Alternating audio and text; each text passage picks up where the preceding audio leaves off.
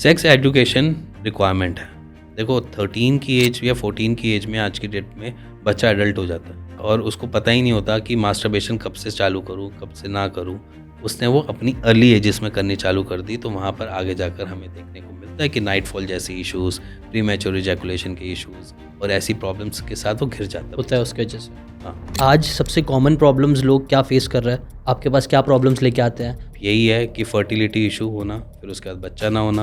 आप अगर ट्रेंड देखोगे तो ये पेशेंट्स ऐसे बढ़ते जा रहे हैं। तो हाँ, देखो और फर्टिलिटी इशू में बेसिकली वही है कि नॉर्मल पहले क्या होता था, हमारा खाना पीना बहुत सही होता था। आज की डेट में हमारा खाना पीना थोड़ा ऐसे ही है, एवरेज है, कुछ भी कहीं पे भी कैसे भी खा रहे हैं। तो उससे सबसे बड़ा इम्पैक्ट होता है हमारे स्पर्म पे।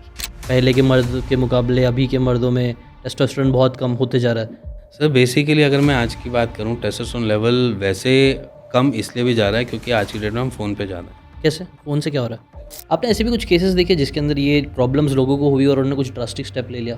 पेशेंट के वर्ड्स हैं, मैं सब कुछ हार गया, मेरी लव मैरिज हुई। इवन वो बंदा जो था, वो पेशेंट जो था, वो उस लिटरली उस मोमेंट पे रो रहा था। तो शीला जी इज़ गुड।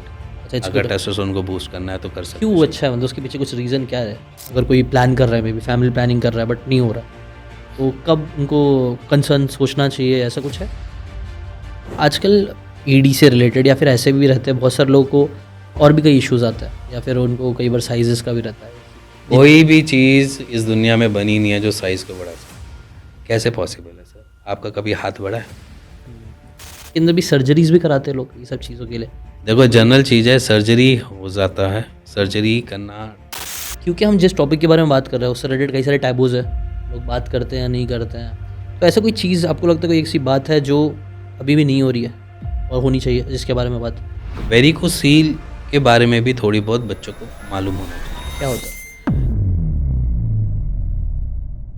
हे दोस्तों, आज का पॉडकास्ट स्पेसिफिकली मेल्स के लिए करा जा रहा है। वैसे तो फीमेल्स भी देख सकती हैं, लेकिन ज़्यादा स्पेसिफिकली मेल्स के लिए। अगर आप एक मेल हो तो आपको ये पॉडकास्ट ज़रूर देखना चाहिए, बिकॉज आज के पॉडकास्ट में हमने कई सारी इंपॉर्टेंट बातें करी है जो आपकी लाइफ में आपको समझना बहुत ज़रूरी है। अगर आप चाहते हो कि आपके रिलेशनशिप अच्छे हो, अगर आप एक हेल्दी लाइफ जी सको, अगर आपकी फर्टिलिटी अच्छे रहे, अगर आपकी टेस्टोस्टेरोन लेवल अच्छे रहे, अगर आप चाहते हो ये सारी चीज़ें हो आपके साथ, तो आपको ये पॉडकास्ट ज़रूर देखना चाहिए। बिकॉज आज के इस पॉडकास्ट में एक बहुत इंटरेस्टिंग इंसान आने वाला है, डॉक्टर आने वाला है, जिनका नाम है डॉक्टर हिमांशु धवन, जो मेल फर्टिलिटी एक्सपर्ट है। पिछले 3 जनरेशन इनकी इसी फील्ड में काम कर रही है। ये एक्सपर्ट है लो स्पर्म काउंट, लो मोटिलिटी, हाइड्रोसिली और कई सारे फर्टिलिटी डिसऑर्डर्स जो होते हैं, जैसे ईडी, जो मेल आजकल बहुत ज़्यादा सफ़र कर रहा है, उनसे रिलेटेड हमने बातें करी है। थोड़ा स्पेसिफिकली देखें तो आजकल जो इनफर्टिलिटी प्रॉब्लम है वो यूथ में कैसे बढ़ते जा रही है, उसके बारे में हमने बात किया है। स्ट्रेस कैसे एक बहुत बड़ा इम्पैक्ट क्रिएट कर रहा है इनफर्टिलिटी में।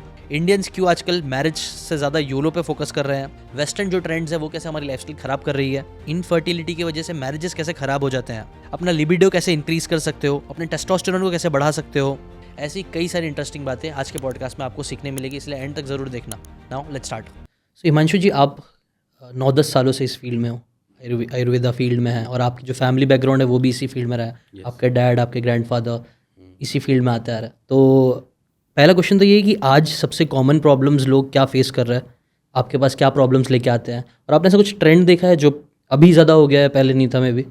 देखो बेसिकली आज की डेट में कॉमन प्रॉब्लम एक यही है कि फर्टिलिटी, जो मेरे को लगता है, क्योंकि मैं उसमें ट्रीट करता हूँ तो इसलिए मेरे को ऐसा लगता है कि फर्टिलिटी एक कॉमन इशू है। लेट एजेस मैरिज, मतलब पहले क्या होता था कि फादर के टाइम या हमारे ग्रैंड पेरेंट्स के टाइम वो 20 के आसपास मैरिज कर लेते थे। अब आज की डेट में क्या हो गया, ट्रेंड बदल गया। बंदा के जो भी नॉर्मली हमारे पास आता है वो फर्टिलिटी इशू तभी लेकर आता है जब वो उसकी 25 के बाद की जर्नी स्टार्ट हुई हो मैरिज की, या फिर वो 30 क्रॉस कर चुका हो तब उसकी जर्नी स्टार्ट हुई हो। और फर्टिलिटी इशू में बेसिकली वही है कि नॉर्मल पहले क्या होता था, हमारा खाना पीना बहुत सही होता था। आज की डेट में हमारा खाना पीना थोड़ा ऐसे ही है, एवरेज है, कुछ भी कहीं पे भी कैसे भी खा रहे हैं। तो उससे सबसे बड़ा इम्पैक्ट होता है हमारे स्पर्म पे। स्पर्म हमारे धीरे धीरे एज के थ्रू भी, अगर मैं काउंट करूँ तो थ्रू एज भी हमारे लैक होते ही होते हैं। तो और उस बीच में हम अपना लाइफस्टाइल, आज की डेट में नॉर्मल है कि आप किसी भी जगह जा रहे हो या हैंग आउट करने जा रहे हो, पार्टी कर रहे हो, लीकर सर्व हो रही है, लीकर के साथ आप सिगरेट वगैरह बहुत अलग अलग चीज़ें कंज्यूम कर ही रहे हो। देन उसके बाद वहाँ पर जाकर पिज़्ज़ा मंगवाते हो। ऐसा तो है नहीं आप हमेशा सैलेड और सूप ही मंगवाते हो। तो जब पिज़्ज़ा मंगवाते हो वहाँ पर जाकर आप नई नई डिशेस को टेस्ट करते हो तो वो चीज़ हमारी हेल्थ को ख़राब करती है। और जब हेल्थ इश्यूज बढ़ते हैं तो फर्टिलिटी इश्यूज भी बढ़ते हैं। तो बेसिकली अगर मैं मोस्ट कॉमन प्रॉब्लम देखूं तो यही है कि फर्टिलिटी इशू होना, फिर उसके बाद बच्चा ना होना। ये तो लगा रहता है कि एरेक्टाइल डिसफंक्शन है या नॉर्मल सी चीज़ें हैं, ये ईडी हो गया, लो लिबिडो हो गया। ईडी क्या? एरेक्टाइल डिसफंक्शन जहाँ अच्छा। पर बेसिकली पेनिस में पूरा का पूरा आपका तनाव नहीं आ पा रहा, वो पूरा का पूरा अपनी फॉर्म में नहीं कर पा रहा, वो प्रॉब्लम हो जाती है। और थ्रू ओवर द टाइम हम ये भी देखते हैं कि पेशेंट नाइट फॉल नॉर्मल सी चीज़ है, बचपन में होता है, बड़े होते रहते हैं तो कभी कभार वो प्रॉब्लम बन जाती है। प्री मैच्योर इजैकुलेशन, ये नॉर्मल चीज़ें हैं जो आज की डेट में हम देखते हैं कि पेशेंट आता है। आप अगर ट्रेंड देखोगे तो ये पेशेंट्स ऐसे बढ़ते जा रहे हैं। बट हाँ देखो, स्ट्रेस लेवल जितना भी हमारे समाज में बढ़ेगा, हमारे सोशली एटमॉस्फेयर में बढ़ेगा, उतना हमें वो दिक्कत देगा। और स्ट्रेस एक इतनी मेजर चीज़ प्रॉब्लम है ना, आप जितनी लेट मैरिज करते हो ना उतना ज़्यादा स्ट्रेस लेते हो, क्योंकि आपको लगता है कि मैं अभी रिस्पॉन्सिबल नहीं हुआ। ठीक है, और वो इरिस्पॉन्सिबिलिटी वाली जो दिक्कतें होती हैं, जिसमें मैं बोलूँ कि रिस्पॉन्सिबिलिटी नहीं लेने वाली दिक्कतें, वो एक पेन बना लेती हैं सर में। और उसके बाद वही चीज़ें चालू हो जाती हैं जो एक नॉर्मल होता है कि पेशेंट जो है वो डिप्रेस हो रहा है या पेशेंट वो परेशान हो रहा है, उससे चीज़ें बाकी हैंडल नहीं हो पा रही है या फिर वो कम्युनिकेट करने में हिचकिचा रहा है। तो ये चैप्टर स्टार्ट होने चालू होते हैं। जब ये स्टार्ट होने चालू होते हैं तो फिर ये सारी प्रॉब्लम्स धीरे धीरे कहीं ना कहीं किसी ना किसी को इशू करने चालू कर देते हैं। राइट। आई थिंक यहाँ पे हमने पहले भी एक बार बात किए थे, मैम के साथ भी बात किया था हमने, कि वेस्टर्न कल्चर से हम बहुत इन्फ्लुएंस्ड हैं। तो वेस्टर्न कल्चर वाले लोग लेट चालू करते हैं, लेट शादी करते हैं, सब चीज़ लेट होता है क्योंकि उनको लाइफ एंजॉय करना रहता है। तो सबको लाइफ एंजॉय करना है। तो ये आपके सबसे ये ट्रेंड गलत है, सही नहीं है। अगर नहीं तो फिर इसको क्या ऑप्टिमल टाइम होता है? देखो, वेस्टर्न में तो आज की डेट में शादी भी नहीं करते हैं। हाँ वो कहते हैं बच्चों से बेटर कुत्ते पाल लो। हाँ हाँ। तो बेसिकली क्या है कि वेस्टर्न कल्चर को हम ऑप्ट तो कर रहे हैं, ये अनडाउटली है, क्योंकि पहले गुड़गांव में हेलोइन नहीं मनाया जाता था, हेलोइन मनाया जाता है। अच्छा, हेलोइन बंद है? तो बेसिकली हम ऑप्ट कर रहे हैं, इसमें कोई बुराई नहीं है क्योंकि इट्स अ पर्सनल चॉइस। ठीक है, बट आप ये चीज़ देखो कि आपका एटमॉस्फेयर वहाँ के एटमॉस्फेयर से बिल्कुल ड्रास्टिक चेंज है। ठीक है, वहाँ पर जो इस हिसाब से प्लानिंग या R&D की जाती है, यहाँ पर वैसे R&D नहीं होती है। अगर मैं आज की डेट में नॉर्मल सी बात करूँ कि अगर हम आज 37 या 38 में हैं, ठीक है, और हमारे पास हमारे घर वालों का ही प्रेशर होता है कि आपने सिंगल वुमेन के साथ ही कंटिन्यू करना है, बट उनके पास वहाँ पर ऑप्शंस हैं, they have options of divorces and वो भी जल्दी से, ऐसा नहीं है कि उनको लेट लगता है, टाइम लगता है डाइवोर्स केसेस में वेस्टर्न कल्चर में। बट इंडिया में थोड़ा सा हम इन सब चीज़ों में नैरो माइंडेड है, और उसका मेरे हिसाब से प्लस पॉइंट भी है, क्योंकि वो इसलिए कहता हूँ क्योंकि आपकी कंपैटिबिलिटी आपकी प्रॉब्लम्स के साथ आपके पार्टनर की कैसी सोच है उससे भी डिपेंड करता है। क्योंकि क्या है, प्रॉब्लम तो नॉर्मल है, वो चाहे वो फीमेल बॉडी में चाहे वो मेल बॉडी में आज कभी भी सकती है। अब अगर मेल बॉडी में आई है तो फीमेल कितना उसको सपोर्ट कर रही है, क्योंकि अगर फीमेल अगर वहाँ पर सपोर्ट कर देती है तो वो चीज़ कॉन्क्योर हो जाती है, जीत जाता है भाई इंसान, एक मेल। अगर आपको फर्टिलिटी इशू है और कोई आपको सपोर्ट देने वाला आपकी पार्टनर ही है, वो आपको सपोर्ट करके दरिया पार करवा देगी। अदरवाइज़ नहीं करवा पाएंगे तो आपके वही चीज़ें चलेंगी कि ब्रेक डाउन होंगे, सर दर्द होगा, आप स्ट्रेस लेवल क्रिएट करोगे, परेशान हो गए, डिप्रेशन हो गए, क्योंकि पेशेंट ऐसे ही आते हैं मेरे पास, कुछ रोते पिटते। केसेस हुए हैं कुछ ऐसा? बहुत सारे केसेस हैं। केस कुछ हो गया ऐसा इस चीज़ जैसे एक ही बताता हूँ केस, मेरे पास एक पेशेंट आए थे, कपल था वो। तो नॉर्मल उनकी लाइफ शादी से पहले तक नॉर्मल थी, सही सब कुछ बढ़िया चल रहा था, इवन उनकी लव मैरिज हुई। लव मैरिज के बाद उन्होंने जब मैरिज करी, काफ़ी टाइम निकल गया, 5-6 साल हो गए, उनका कंसीव नहीं हो रहा था। अब चांस की बात है, वहाँ पर पेशेंट को एजोस्पर्मिया निकल गया। वो क्या होता है? बेसिकली नील स्पर्म काउंट, पेशेंट एक स्पर्म था ही नहीं उसके अंदर, शुक्राणु बन ही नहीं रहे, ऐसी प्रॉब्लम। अब जब वो ऐसी प्रॉब्लम से फाइट कर रहा था, वहाँ पर वाइफ मेरे सामने उसको टॉन्टिव वे में बोल रही कि तुमने ये ऐसा किया, वैसा किया, ये करते थे, वो करते थे तुम, मतलब इस तरीके से उन्होंने वहाँ पर थोड़ा सा दिखा दिया या कलेश काट दिया, एकदम सिंगल लैंग्वेज कलेश काट दिया। अब जब वो वहाँ पर वो सिनेरियो चल रहे थे, ये सारी चीज़ें चल रही थी, तो वहाँ पर एक सिंपल सी चीज़ समझ में आ रही थी कि यहाँ पर एक बारी समझाने को हम समझा सकते हैं एज इन फीमेल को कि आप सपोर्ट करो यहाँ पर, अभी क्विट करने का वे नहीं है। बट उसकी के बाद जैसे हमारे यहाँ से ना फॉलोअप लिए जाते हैं, कोई भी पेशेंट ट्रीटमेंट ले रहा होता है तो हम वीकली फॉलोअप लेते हैं कि पेशेंट सही है, पहले से बेटर है, दवाइयाँ प्रॉपर खा पा रहा है या नहीं खा पा रहा, कोई कंप्लेंट तो नहीं है। तो उस बीच में पता चला कि पेशेंट कह रहा है कि अब मत दवाइयाँ भेजना क्योंकि मेरा तो हो गया डाइवोर्स, अच्छा। वो घर चली गई अपने। तो इट मीन्स कि अगर वो वहाँ पर सपोर्ट करती तो शायद हम उस पर काम अच्छे से कर सकते हैं। ऐसा नहीं कि हमारे एजोस्पर्मिया के पेशेंट रिकवर नहीं हुए, जहाँ पर बाकी सब डॉक्टर्स आईवीएफ रिकमेंड कर देते हैं, टेसा डोनर कर देते हैं, वहाँ पर हमारे आयुर्वेद में बेसिकली हम वहाँ पर अचीवेबल हैं कि जहाँ पर नील स्पर्म काउंट के पेशेंट को हमने रिकवरी दी है। अच्छा। हाँ, टाइम लग सकता है, मे बी शायद वो 6 महीने लगे, चाहे वो 3 महीने लगे, चाहे वो 8 महीने लगे, बट वहाँ पर हमने रिकवरी दी है। हम रिकवरी वहाँ पर भी दे सकते थे क्योंकि इतना कॉम्प्लेक्स था नहीं वो केस, क्योंकि उन्होंने एफएनएसी वगैरह की सारी रिपोर्ट करवा रखी थी, जहाँ पर हमें ये क्लियर था कि वहाँ पर स्पर्म तो है बट किसी ना किसी ऑब्स्ट्रक्शन की वजह से बाहर नहीं आ रहे। अच्छा। और ऑब्स्ट्रक्टिव के केसेस में ज़्यादातर हमें क्लियरेंस मिल जाती है, हम वहाँ पर जीत वाली कंडीशन में बैठे होते हैं, ट्रीटेबल होता है। ट्रीटेबल होता है कि वहाँ पर ईजिली ट्रीटेबल होता है। वहाँ पर हमने ऐसे भी रिपोर्ट देखी हैं जहाँ पर 1.5 महीने के अंदर भी रिकवरी देखी है। अच्छा। तो वहाँ पर हम ये चाह रहे थे कि यहाँ पर इस ट्रीटमेंट को स्टार्ट रखो कि जहाँ पर ज़रूरत ना पड़े, बट वहाँ पर जैसे है कि सामने वाले ने सपोर्ट किया नहीं, उसने अपने आप को इतना डिप्रेसिव कर लिया, इतना परेशान कर लिया, स्ट्रेसफुल कर लिया। मैंने कहा आप अगर दिखाना चाहो तो दिखा सकते हो, अगर आने वाले टाइम में अगर आपके स्पर्म काउंट आते हैं तो आपकी सीमन एनालिसिस की रिपोर्ट आपको विन कंडीशन में खड़ा कर सकती है। बट वो कहते कि मैं सब कुछ हार गया, पेशेंट के वर्ड्स हैं, मैं सब कुछ हार गया, मेरी लव मैरिज हुई। इवन वो बंदा जो था, वो पेशेंट जो था, वो उस लिटरली उस मोमेंट पर रो रहा था।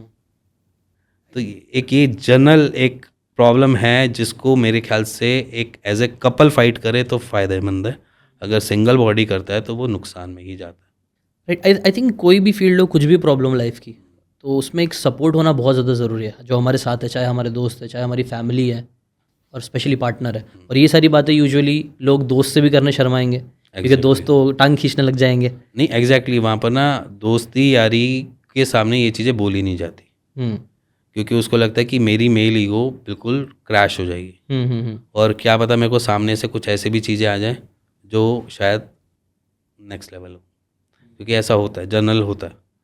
क्योंकि पेशेंट जब यहाँ पर आता है ना, तो मोस्ट ऑफ द केसेस में वो इधर उधर से धक्के खा कर आता है, कभी एलोपैथी डॉक्टर से, कभी किसी ने कुछ बोला, कभी किसी ने कुछ बोला। तो वो जब लास्ट होप लेकर आता है ना, वो ये कहता है कि सर हाथ जुड़वा लो, पैर पकड़वा लो, मेरे को बस ठीक करो, मेरा ये दाव पे लगा हुआ है, मेरा घर दाव पे लगा हुआ है। इवन ऐसे भी आते हैं, कहते हैं कि अगर मेरा बच्चा नहीं हुआ तो मेरे को ज़मीन जायदाद नहीं मिलेगी। ऐसे केसेस भी, राइट। ये नॉर्मल केसेस हैं, ज़मीन जायदाद नहीं मिलेगी, मेरा बुढ़ा, ऐसे ही सेम वर्ड्स हैं, मेरा बुढ़ा मेरे को ज़मीन नहीं देगा। अच्छा। तो ये एक लिटरली उनके वर्ड्स हैं पेशेंट के, कि वो बच्चे के लिए कुछ भी कर सकते हैं उस मोमेंट पे। और मैं ये नहीं कहता कि यहाँ पर कि आप कोई भी, मैं तो यहाँ पर हमेशा हर एक पेशेंट को यही कहता हूँ कि अगर ऐसा कभी मोमेंट है तो आप सारी चीज़ों को ज़रूर एक बारी ट्राई जरूर करो। ऐसा नहीं कि आयुर्वेद को ही नहीं करो या आप होम्योपैथ को नहीं करो। मैं कहता हूँ देखो यहाँ पर ना सिर्फ आराम मिलने से मतलब है, आराम चाहे जहाँ मर्जी से मिले, बस मिलना चाहिए, राइट। ठीक है। वो ऐसा ना हो कि पैथी की वजह से आप रिस्ट्रिक्टेड हो कि सिर्फ एलोपैथी ही रिकवर कर सकते हैं या आयुर्वेद ही रिकवर कर सकता है। ऐसा नहीं है जनरली कि हाँ हम 100 पेशेंट देखते हैं तो 100 के 100 रिकवर होते हैं, ऐसा हमारे साथ भी नहीं है। हाँ ये है कि हम पूरी कोशिश करते हैं कि 80% तक रिकवरी रेशो हमारी हो, ठीक है। और इतना हमने स्टैंड भी किया हुआ है। समझना पड़ता है पेशेंट को भी, पेशेंट की भी बातें अलग अलग होती हैं कि पेशेंट का गट हेल्थ ख़राब है तो उसकी वजह से भी हो जाती है। एक जनरल एक हाँ, कॉमन कॉजेज़ अगर आप गिनाना चाहो तो क्या कॉजेज़ है जिसके वजह से ईडी होता है? मैं आपको एक और चीज़, एक पेशेंट की ही एक और बात बताता हूँ। एक पेशेंट आया था हमारे पास, मैं भी शायद 1.5 साल पहले की बात है। वो जनरली क्या था, उसको एक कोलाइटिस जैसी प्रॉब्लम थी, IBS जैसी, ठीक है। उसके स्पर्म काउंट बनते थे, 2-4 मिलियन तक पहुँचते थे, फिर वो ड्रैक होके नीचे आ जाते थे। तो उस पेशेंट ने हमसे ट्रीटमेंट लिया, जैसे फर्स्ट मंथ लिया तो उसके आए 4-5 मिलियन तक पहुँचे, और फिर उसके बाद वो वहाँ पर स्टैटिक रहे थोड़ा टाइम, फिर उसका फिर एकदम से डाउन आ गए।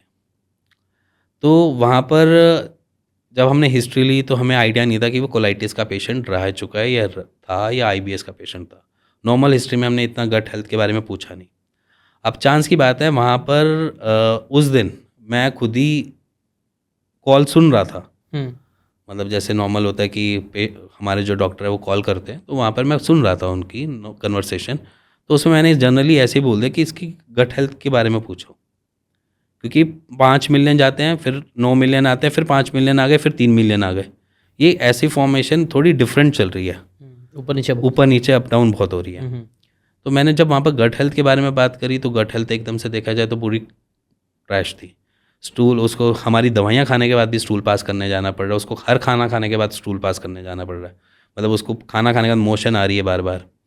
ठीक है, तो यहाँ पर हम एसिमिलेशन ही नहीं करवा पा रहे दवाइयों की, वो जितनी कर पा रहा है वो इतना रिजल्ट बैक दे रहा है।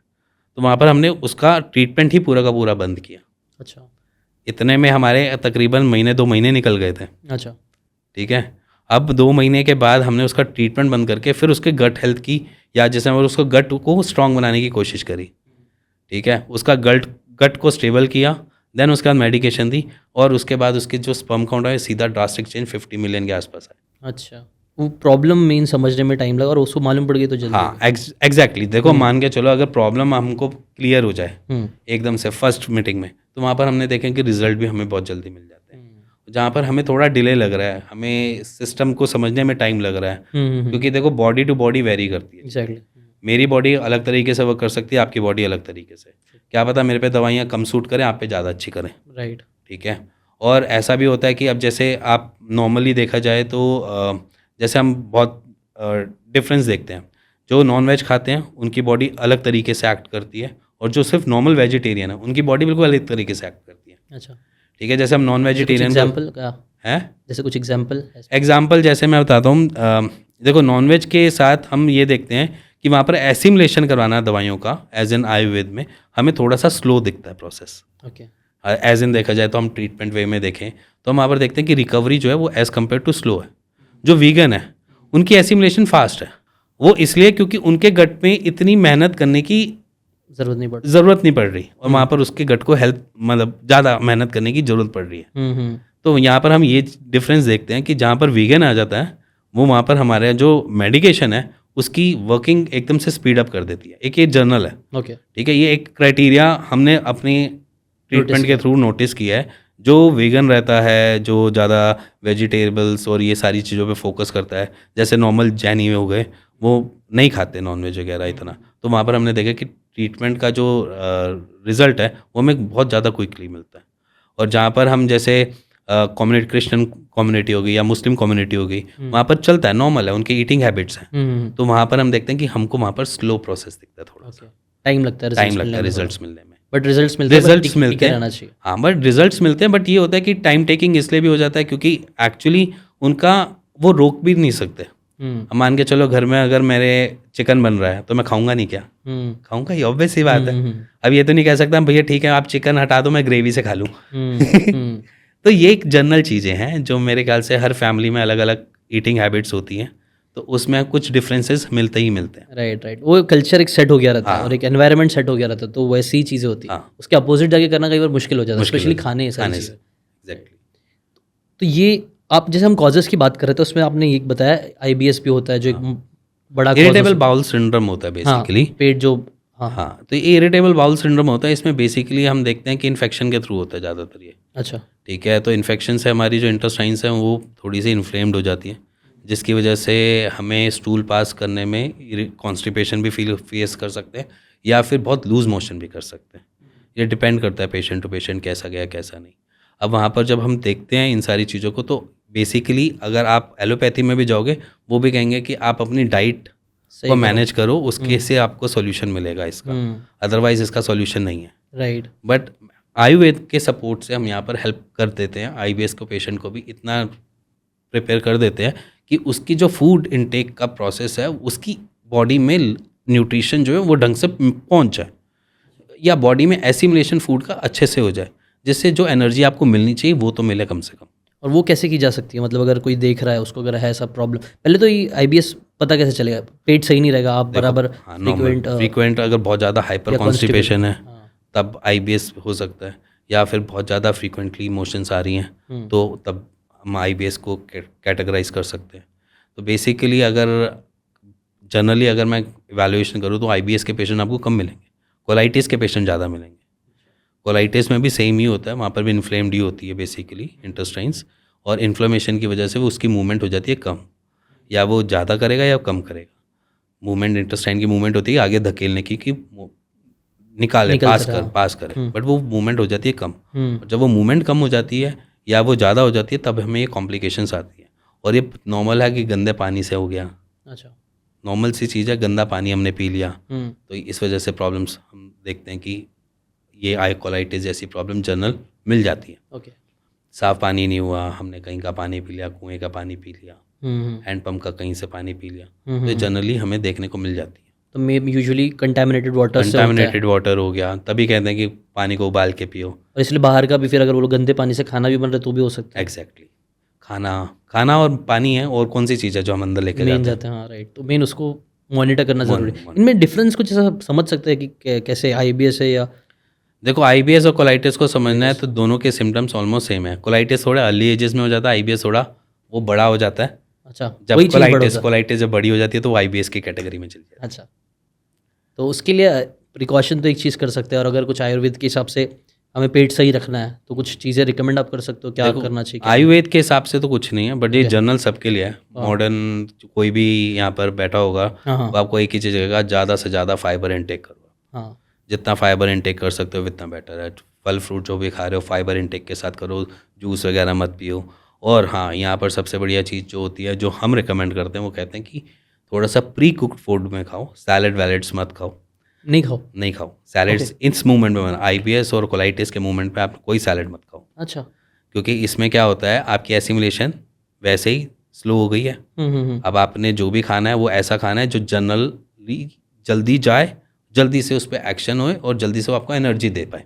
तो यहाँ पर प्री कुक्ड फूड में जैसे सूप वगैरह ज़्यादा P low, soup, vegetable soup P low. दालें खा रहे हो या दालें ज़्यादा, उसमें पानी ज़्यादा, दाल थोड़ी कम करके खाओ। अच्छा, इस तरीके से आपका फूड बन जाता है जिसकी वजह से आपकी एनर्जी और आपके न्यूट्रिशन आपको बराबर तरीके से मिल जाए, और साइड बाय साइड आपको आपकी स्पर्म काउंट में भी वृद्धि होते हुए देखने को मिल जाएगी। ओके। तो ऐसे कुछ स्पेसिफिक फ्रूट्स या वेजिटेबल्स है जो फाइबर रिच है, जो आप रिकमेंड करते हो पेशेंट्स को कि ये ज़्यादा खाओ, ये कम कर दो, ऐसे कुछ डूज एंड डोंट्स है? मैं तो कहता हूँ सब कुछ खाओ। अगर आप नॉन वेज भी खा रहे हो तो भी खाओ। अच्छा, ओके, ठीक है, नॉन वेज को भी अगर आपको खाना है तो आप वहाँ पर चॉइस ऑफ नॉन वेज को चेंज कर सकते हो। ओके, जैसे आप फ़िश को ले सकते हो, इनटेक कर सकते हो। अगर फ़िश से भी इशू हो रहा है, आपको ऐसी चीज़ें आ रही हैं, तो समझ लेना कि फिर वेगन डाइट पे ही आना पड़ेगा, अगर फ़िश खाने से भी हो रहा है, क्योंकि फ़िश एक तरीके से लीन प्रोटीन है और फ़िश को इनटेक कर सकते हो आप। यहाँ पर हम मटन रिकमेंड नहीं करेंगे, हम यहाँ पर चिकन रिकमेंड भी नहीं करेंगे। हम यहाँ पर सिर्फ और सिर्फ एक फ़िश रिकमेंड करेंगे। चिकन क्यों नहीं, मतलब उसमें क्या प्रॉब्लम रहता है? देखो, चिकन नॉर्मली देखा जाए तो आज की डेट में वैसे भी जनरली देसी मुर्गा तो मिलता नहीं है। हाँ, ठीक है, और अगर आप पोल्ट्री फार्म्स देखा जाए तो वहाँ पर देखा कैसी भीड़ होती है उनकी, कितनी, आधे से ज़्यादा। तो वहाँ पर एक डॉक्टर भी बैठा होता है आजकल, इंजेक्शन लगाए जाते हैं, पता नहीं क्या इंजेक्शन, उनके फीड में भी एस्ट्रोजन दिया जाता है कि जिससे वो ज़्यादा से ज़्यादा अंडे दिए जाए। ओके, एक जनरल है, जैसा आप खाओगे वैसा ही आप प्रोड्यूस कर पाओगे, वैसा ही अपने बॉडी पे लगा पाओगे। ठीक है, अगर आपको ताकत भी चाहिए थी, जैसे हमारे पुराने राजा वाजा होते थे, तो उनको नॉनवेज क्यों खिलाया जाता था? कि उनका शरीर वैसे बने, ठीक है, कि भारी बने, मजबूत बने, बॉडी लड़ सके जाके, इसलिए उनको वो चीज़ें खिलाई जाती थी। अब वो एक जनरल आप समझो कि किसी को भी आप वैसा इनटेक देख रहे हो प्रोसेस में, जैसे कि आज की डेट में हमारे मुर्गे जो वो खा रहे हैं, वो एग्जैक्टली जो खा रहे हैं, वो ऐसा तो है नहीं कि चुन के खा रहे हैं, उनको जो फीड करवाया जा रहा है वही खा रहे हैं। और हम फीड में यही प्रेफरेंस देते हैं वो ज़्यादा से ज़्यादा अंडे दें, रोज़ का एक अंडा दें, जिससे हम बिज़नेस कर पाएँ। तो जितना भी हम उसको ऐसी चीज़ें दे रहे हैं वो अपनी बॉडी में वही तो दे पाएगा, और जब वही निकाल पाएगा तो वो जाकर एनी हाउ हमारे शरीर में जाएगा, तो वही देगा जो ऑलरेडी वो खा चुका है। बोलते ना, we become what we eat. हाँ, वैसे ही होने लग जाता, हम कचरा खा रहे हैं इसलिए कचरा होते जा रहे हैं, कचरा होते जा रहा है। और वो सारी चीज़ें सारे, आई थिंक ये बहुत बड़ा इशू है खाना। लेकिन अभी आप नोटिस करोगे, रील्स देखो, वीडियोस देखो, हर जगह पे तो सब चीज़ में कुछ ना कुछ प्रॉब्लम्स तो आती है। मतलब कोई बोलते चिकन भी मत खाओ, चिकन में भी ये अंडे नहीं, में मैं भी ये कहता हूँ, देखो चिकन, मैं नॉनवेज के लिए बिल्कुल खिलाफ नहीं हूँ। मैं तो कहता हूँ अगर नॉनवेज जो खा रहा है उसको विटामिन D, B12 की कमी कम देखने को मिलती है। हाँ, अब जैसे एज एन हम इंडियन कल्चर में देखें तो बहुत सारे यहाँ पर लोग वेगन रहते हैं, हाँ, उसमें हम देखते हैं विटामिन डी B12 ब्लैक मिलता है, जनरल है, ठीक है। अब वो क्यों मिल रहा है? अब ऐसा तो है नहीं कि वो धूप सेकता रहता है हमेशा, नॉन वेज वाला, और वैगन वाला धूप नहीं सेकता, ऐसा तो नहीं है, बराबर है सब। अब यहाँ पर क्या है, बेसिकली वो नॉन वेज खा रहा है इसलिए उसका विटामिन डी B12 पूरा है, ठीक है। और जो वो नॉन वेज नहीं खा रहा है वहाँ पर हम देखते हैं विटामिन डी B12 में थोड़ा सा लैक मिलता है, क्योंकि इस एज में नहीं मिलेगा आपका, अप्रॉक्सीमेटली 40s के एज में नहीं मिलेगा। आफ्टर 45-42 पे जाओगे तो आपको ये चीज़ें देखने को मिल जाती हैं। जोड़ों में दर्द नॉर्मली आज की डेट में कि लगने मिलने चालू हो जाते हैं।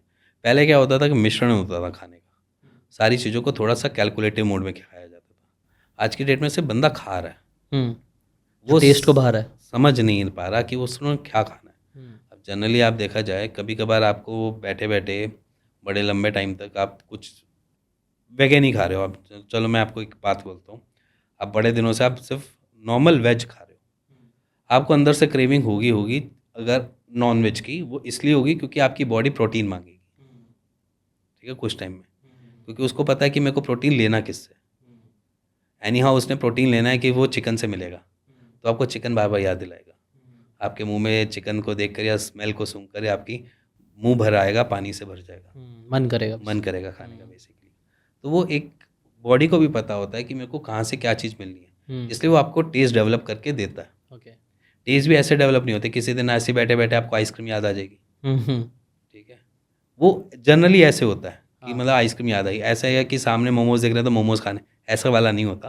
वो जनरली बैठे बात कर रहे हैं आपकी और मेरी कन्वर्सेशन चल रही है, यार आज आइसक्रीम खाने का मन, तो बॉडी मतलब सिग्नल कर रही है, ऐसा सिग्नल कर देती है कि हाँ क्या करना है, कैसे करना है, तो ये सारी चीज़ें वो बताती है। अच्छा, तो प्रेगनेंसी में भी यूजुअली होता है लोगों को फूड, मतलब आई डोंट, थोड़ा डिफरेंट टॉपिक जा रहा है। Pregnancy it's different. प्रेगनेंसी में तो वो एक मूड स्विंग्स का एक दौर चलता है, क्योंकि इतना सारा हार्मोन्स के चेंजेस हैं फीमेल बॉडी के अंदर, अच्छा नेक्स्ट लेवल के, उसको खुद समझ नहीं आ रहा कि मैं क्या करूं क्या ना करूं, तो वहाँ पर तो एक ड्रास्टिकली चेंज हो जाती हैं चीज़ें, कि वहाँ पर एग्जैक्टली करना क्या है, क्या खाना है क्या नहीं खाना। अभी पल में मन करेगा कि चलो मैं मीठा खा लूँ, पल में करेगा नहीं मेरे को नमकीन खाना है, वहाँ पर तो मूड स्विंग्स है। ओके, वो अलग चीज़ है, वो अलग चीज़। अच्छा, अगर हम टेस्टोस्टेरोन में ऐसे रिपोर्ट्स देख रहा था कि टेस्टोस्टेरोन लेवल भी लोगों का कम होते जा रहा है, पहले के मर्द के मुकाबले अभी के मर्दों में टेस्टोस्टेरोन बहुत कम होते जा रहा है, तो ये ट्रू है? और क्या ऐसा हो रहा है? तो अगेन जैसे 2-3 चीज़ें तो आपने भी मेंशन करी,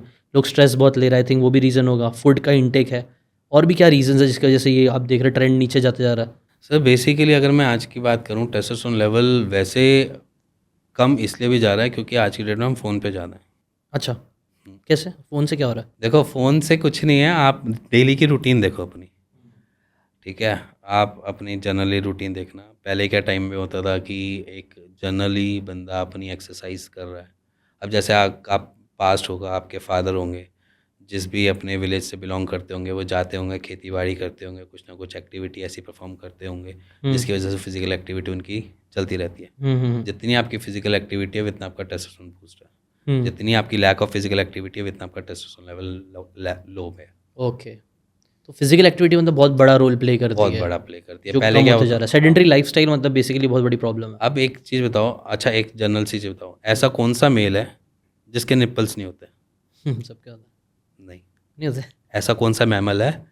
अच्छा, मेल्स में लगा, मेल्स बोल रहा हूँ। ऐसा कौन सा मैमल है जिसका कोई निप्पल्स नहीं होते? Male body. No idea. No idea. Horse. Horse के नहीं होते? हॉर्स के निप्पल्स नहीं होते। अच्छा। और हॉर्स से ही टेस्टोस्टेरोन निकाला जाता है। अच्छा। क्योंकि मेल डोमिनेटिंग है और सबसे ज़्यादा फिजिकल एक्टिविटी करता है। अच्छा, ये एक फैक्ट है। हाँ, तो क्यों नहीं होता ऐसा कुछ? क्या रीज़न समझा नहीं? देखो बेसिकली निप्पल ना होना इट मीन्स वो कंप्लीट मेल है। अच्छा, ठीक है, हमारे अंदर हम दोनों लेकर चलते हैं, जैसे नॉर्मल है, XY हैं। अच्छा, इसलिए फोटोज, घोड़े के फोटोज रहते हैं कई सारे दवाइयों में? नहीं, वो दवाइयों पे इसलिए नहीं, स्टे ऑन है एक, मेरे ख्याल से ऐसा कोई प्रोडक्ट है दवाइयों पे वो रखता है। शिलाजीत के भी पैकेट्स में कई बार रहता है वो, इसलिए रखता है क्योंकि वो कंप्लीट मेल है, और इट्स कंप्लीट मेल। ये मेरे को पता नहीं था। तो इसलिए वो कंप्लीट मेल है। और टेस्टोस्टेरोन हार्मोन्स जितने भी निकाले जाते हैं वो हॉर्स की बॉडी से पहले डिराइव किए जाते थे। अच्छा, और वही लगाते हैं लोग? वो मतलब बेसिकली प्रोसीजर वही है कि उनकी बॉडी से निकाल के उसको डिराइव किया जाता है। हम्म, तो बेसिकली हॉर्स एक कंप्लीट मेल है, हम्म, ठीक है, तो इसलिए उसमें टेस्टोस्टेरोन लेवल भी ज़्यादा है, ओके, इसलिए वहाँ से हम डिराइव भी कर सकते हैं। ओके। ठीक है।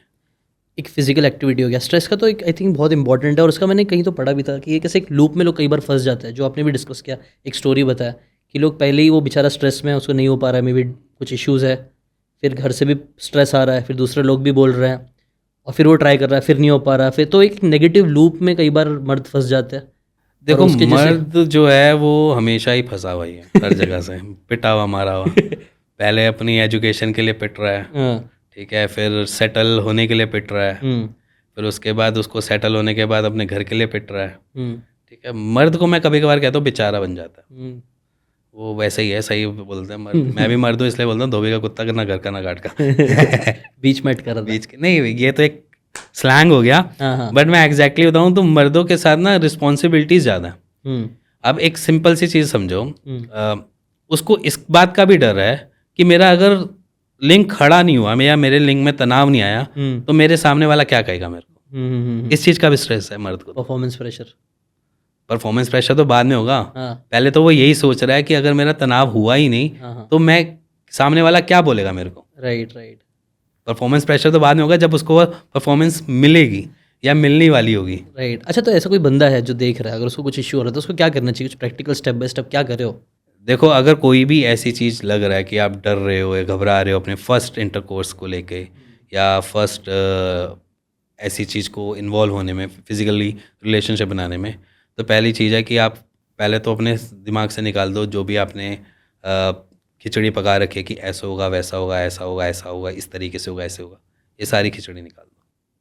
सिंपली फोकस करना कि आज की रात मैं बहुत चलूँगा, आज की रात मैं बहुत चलूँगा, आज मैं 2-3 घंटे करूँगा, कुछ काइंड ऑफ इस तरीके से थ्योरी बनाओगे तो वो आपकी हमेशा विन विन कंडीशन चली जाएगी, अदरवाइज नहीं तो वो लैक हो जाएगी। तो माइंडसेट बेसिकली पॉजिटिव तरफ पे रखना है, नेगेटिव नहीं जाना है। देखो हमारे पास ना 2 ट्रिगर होते हैं, हम्म, ईडी को लेकर या मैं एक तनाव को लेकर बोलूँ या सिंपली आपके एरेक्टाइल होने के 2 बेसिकली चीज़ें हैं। एक तो ट्रिगर है, पहला ट्रिगर है आपका फिजियोलॉजिकल, जो बेसिकली पंप करता है आपके एरेक्टाइल होने में हेल्प करता है, मतलब आपके पेनिस को एरेक्टाइल होने में हेल्प इसलिए करता है कि वो आर्टरी से पंप करेगा तो वो तनाव में आएगा। दूसरा ट्रिगर होता है हमारा माइंड, हमारा दिमाग, ठीक है। हमारा दिमाग अगर हमें ये बोल रहा है कि भैया आज का दिन तेरा ख़राब जाएगा तो एग्जैक्टली वो दिन ख़राब जाएगा, ठीक है। ये तो मेरे ख्याल से जनरली एक मेल अगर पहले कभी एक्सपीरियंस कर चुका तो वो जानता है, ठीक है। और अगर वो ये कह सोचने लग जाए कि आज मैं चीता हूँ, आज बेड का राजा मैं ही हूँ, तो उसकी परफॉर्मेंस अपने आप बेटर हो जाएगी। तो सेल्फ बूस्टिंग मेरे हिसाब से यहाँ पर एक वर्ड बोलता हूँ, सेल्फ बूस्ट करना ज़रूरी है। अपने आप को शाबाशी देना ज़रूरी है कि आज आप अपने आप को शाबाशी दे रहे हो कि मैं आज चांद तक जाऊँगा। तो एक मतलब एक कॉन्सेप्ट होता है ना, नेगेटिव सेल्फ टॉक, वो नहीं होना चाहिए। आप मतलब पॉजिटिव अपने आप से जो वर्ड बोल रहे हो आप पॉजिटिव रखो हमेशा। हमेशा सेल्फ बूस्टिंग का मतलब ये भी कह सकते हो कि आप अपने आप को इसलिए बूस्ट कर रहे हो क्योंकि वहाँ पर कोई भी एथलीट, अगर मैं यहाँ पर ऐसी बात नहीं कर रहा हूँ, कोई भी एथलीट कोई भी रेस करता है या कोई भी जाता है वो कुछ ना कुछ अपने से बात करता है कि आज क्या करना है कैसे करना है। तो जब आप कोई भी ऐसी इंटरकोर्स की परफॉर्मेंस में इंडल्ज होने जा रहे हो तो आपने अपने आप को बूस्ट करना ही करना है। नहीं, अगर आप बूस्ट करोगे तब आप समझ लेना कि आप मैजिक कर दोगे, और अगर आप नहीं करोगे अपने आप को सेल्फ बूस्ट तो वो लैक होगा। तो यहाँ पर सेल्फ बूस्ट का मेथड होना चाहिए एक पर्सनल पे, आप खुद से बातें करो, वॉशरूम में जाओ, 2-4 बारी मुंह धोवो और आज तो चीता बन के जाएंगे, शक्ल देखकर अपनी बोलो, तो डेफिनेटली वो चीज़ आप। राइट। मैंने एक बुक पढ़ी थी, एक एमी कर्डी करके है, प्रेजेंस करके उसके बुक का नाम है। तो वो बोलती जब भी आप कभी मतलब स्टेज पे भी जा रहे हो, जब आपको डर लग रहा है तो वो डर को ख़त्म करने के लिए कुछ पावर पोजेस करने बोलती हो, जैसे कि सुपरमैन पोज कर लो, ऐसा कर लो, एक स्पेस लो, ज़्यादा झुक के मत रहो, क्योंकि जब हम ऐसा रहते हैं तो ये चीज़ भी हमारे नेगेटिव इम्पैक्ट करती है। बट अगर हम ऐसा तन के रह रहे हैं, थोड़ा सा ऐसा करके रह रहे हैं तो हम स्पेस लेते हैं, मतलब। और वो चीज़ उन्होंने मतलब बुक में बताया कि अगर हम 2 मिनट भी ये चीज़ कर लेते हैं, आईने में जाके ऐसा कर लो, तो टेस्टोस्टेरोन लेवल बढ़ता है। और ऑब्वियसली वो बढ़ेगा तो कॉन्फिडेंस भी बढ़ेगा। देखो सिंपल सी बात है, कॉन्फिडेंस बढ़ाने का मतलब एक ही चीज़ है कि आप अपने बॉडी के हर एक उस हार्मोन को बढ़ा रहे हो जिसमें आपकी मेल चीज़ रिफ्लेक्ट करती है। अब टेस्टोस्टेरोन का लेवल सिर्फ एक ही चीज़ पे काम नहीं करता ना, वो हमारी दाढ़ी भी बना रहा है, हमारे छाती के बाल भी वही बना रहा है, हमारे को पूरा ओवर एंड ऑल जो भी मेल फीचर्स दे रहा है वो भी टेस्टोस्टेरोन हार्मोन की वजह से ही आ रहे हैं। तो सिंपली अगर उसको बूस्ट करना है तो आपने ये समझो कि आपने फिजिकल एक्टिविटी भी करनी है और आपने सारी चीज़ों को सेल्फ बूस्ट भी करना है, क्योंकि एक नॉर्मल सी बात है, सिर्फ एक माँ को छोड़ के कोई भी आपको बूस्ट नहीं करेगा किसी भी चीज़ को लेके। अब इस मूवमेंट पे तो मम्मा वैसे भी नहीं आ सकती, ठीक है, इस मूवमेंट में तो सिर्फ एक ही आप ही हो। आपका दोस्त यार भी नहीं कहेगा कि भैया आज तू चीता बन के जा, आज तू ये करके जा। बहुत रेयर मिलते हैं ऐसे भी दोस्त, और अगर मिल जाते तो बढ़िया है। और अदरवाइज़ अगर आपको बूस्ट करना है तो आपके पास खुद ही का मुंह है और खुद ही की आंखें हैं, खुद ही का दिमाग है, और तो खुद से ही आपको ट्राई करना पड़ेगा कि किस तरीके से मेरे को आज की रात अच्छी बनानी है।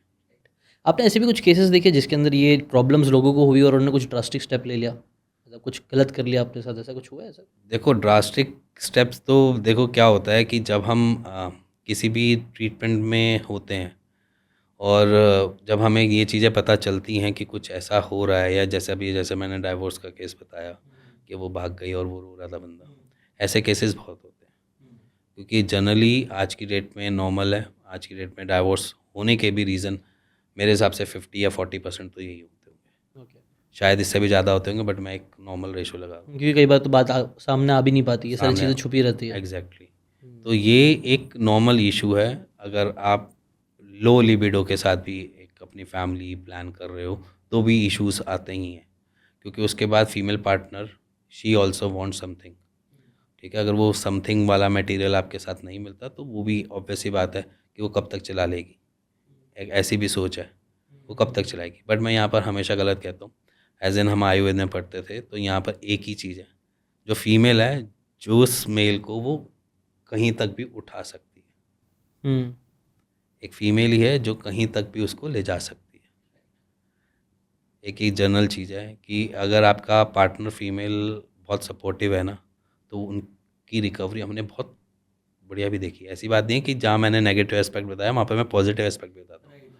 जहाँ पर फीमेल पार्टनर सपोर्ट में खड़ी है ना, हर अपनी कंसल्टेशन में आ रही है, हर काउंसलिंग में जा रही है मेल के साथ, और साथ साथ उनको सपोर्ट कर रही है, हेल्प कर रही है और बूस्ट करने की कोशिश कर रही है, तो वहाँ पर हमने रिकवरी देखी है बहुत बढ़िया भी। राइट, आई थिंक ये ना हर मेल, आई थिंक फीमेल्स भी सब क्रेव करते हैं एक बहुत अनकंडीशनल सपोर्ट कि यार तू अच्छा कर रहा है तो भी तू ही मेरा शेर है, नहीं कर रहा तो भी तू मेरा शेर है।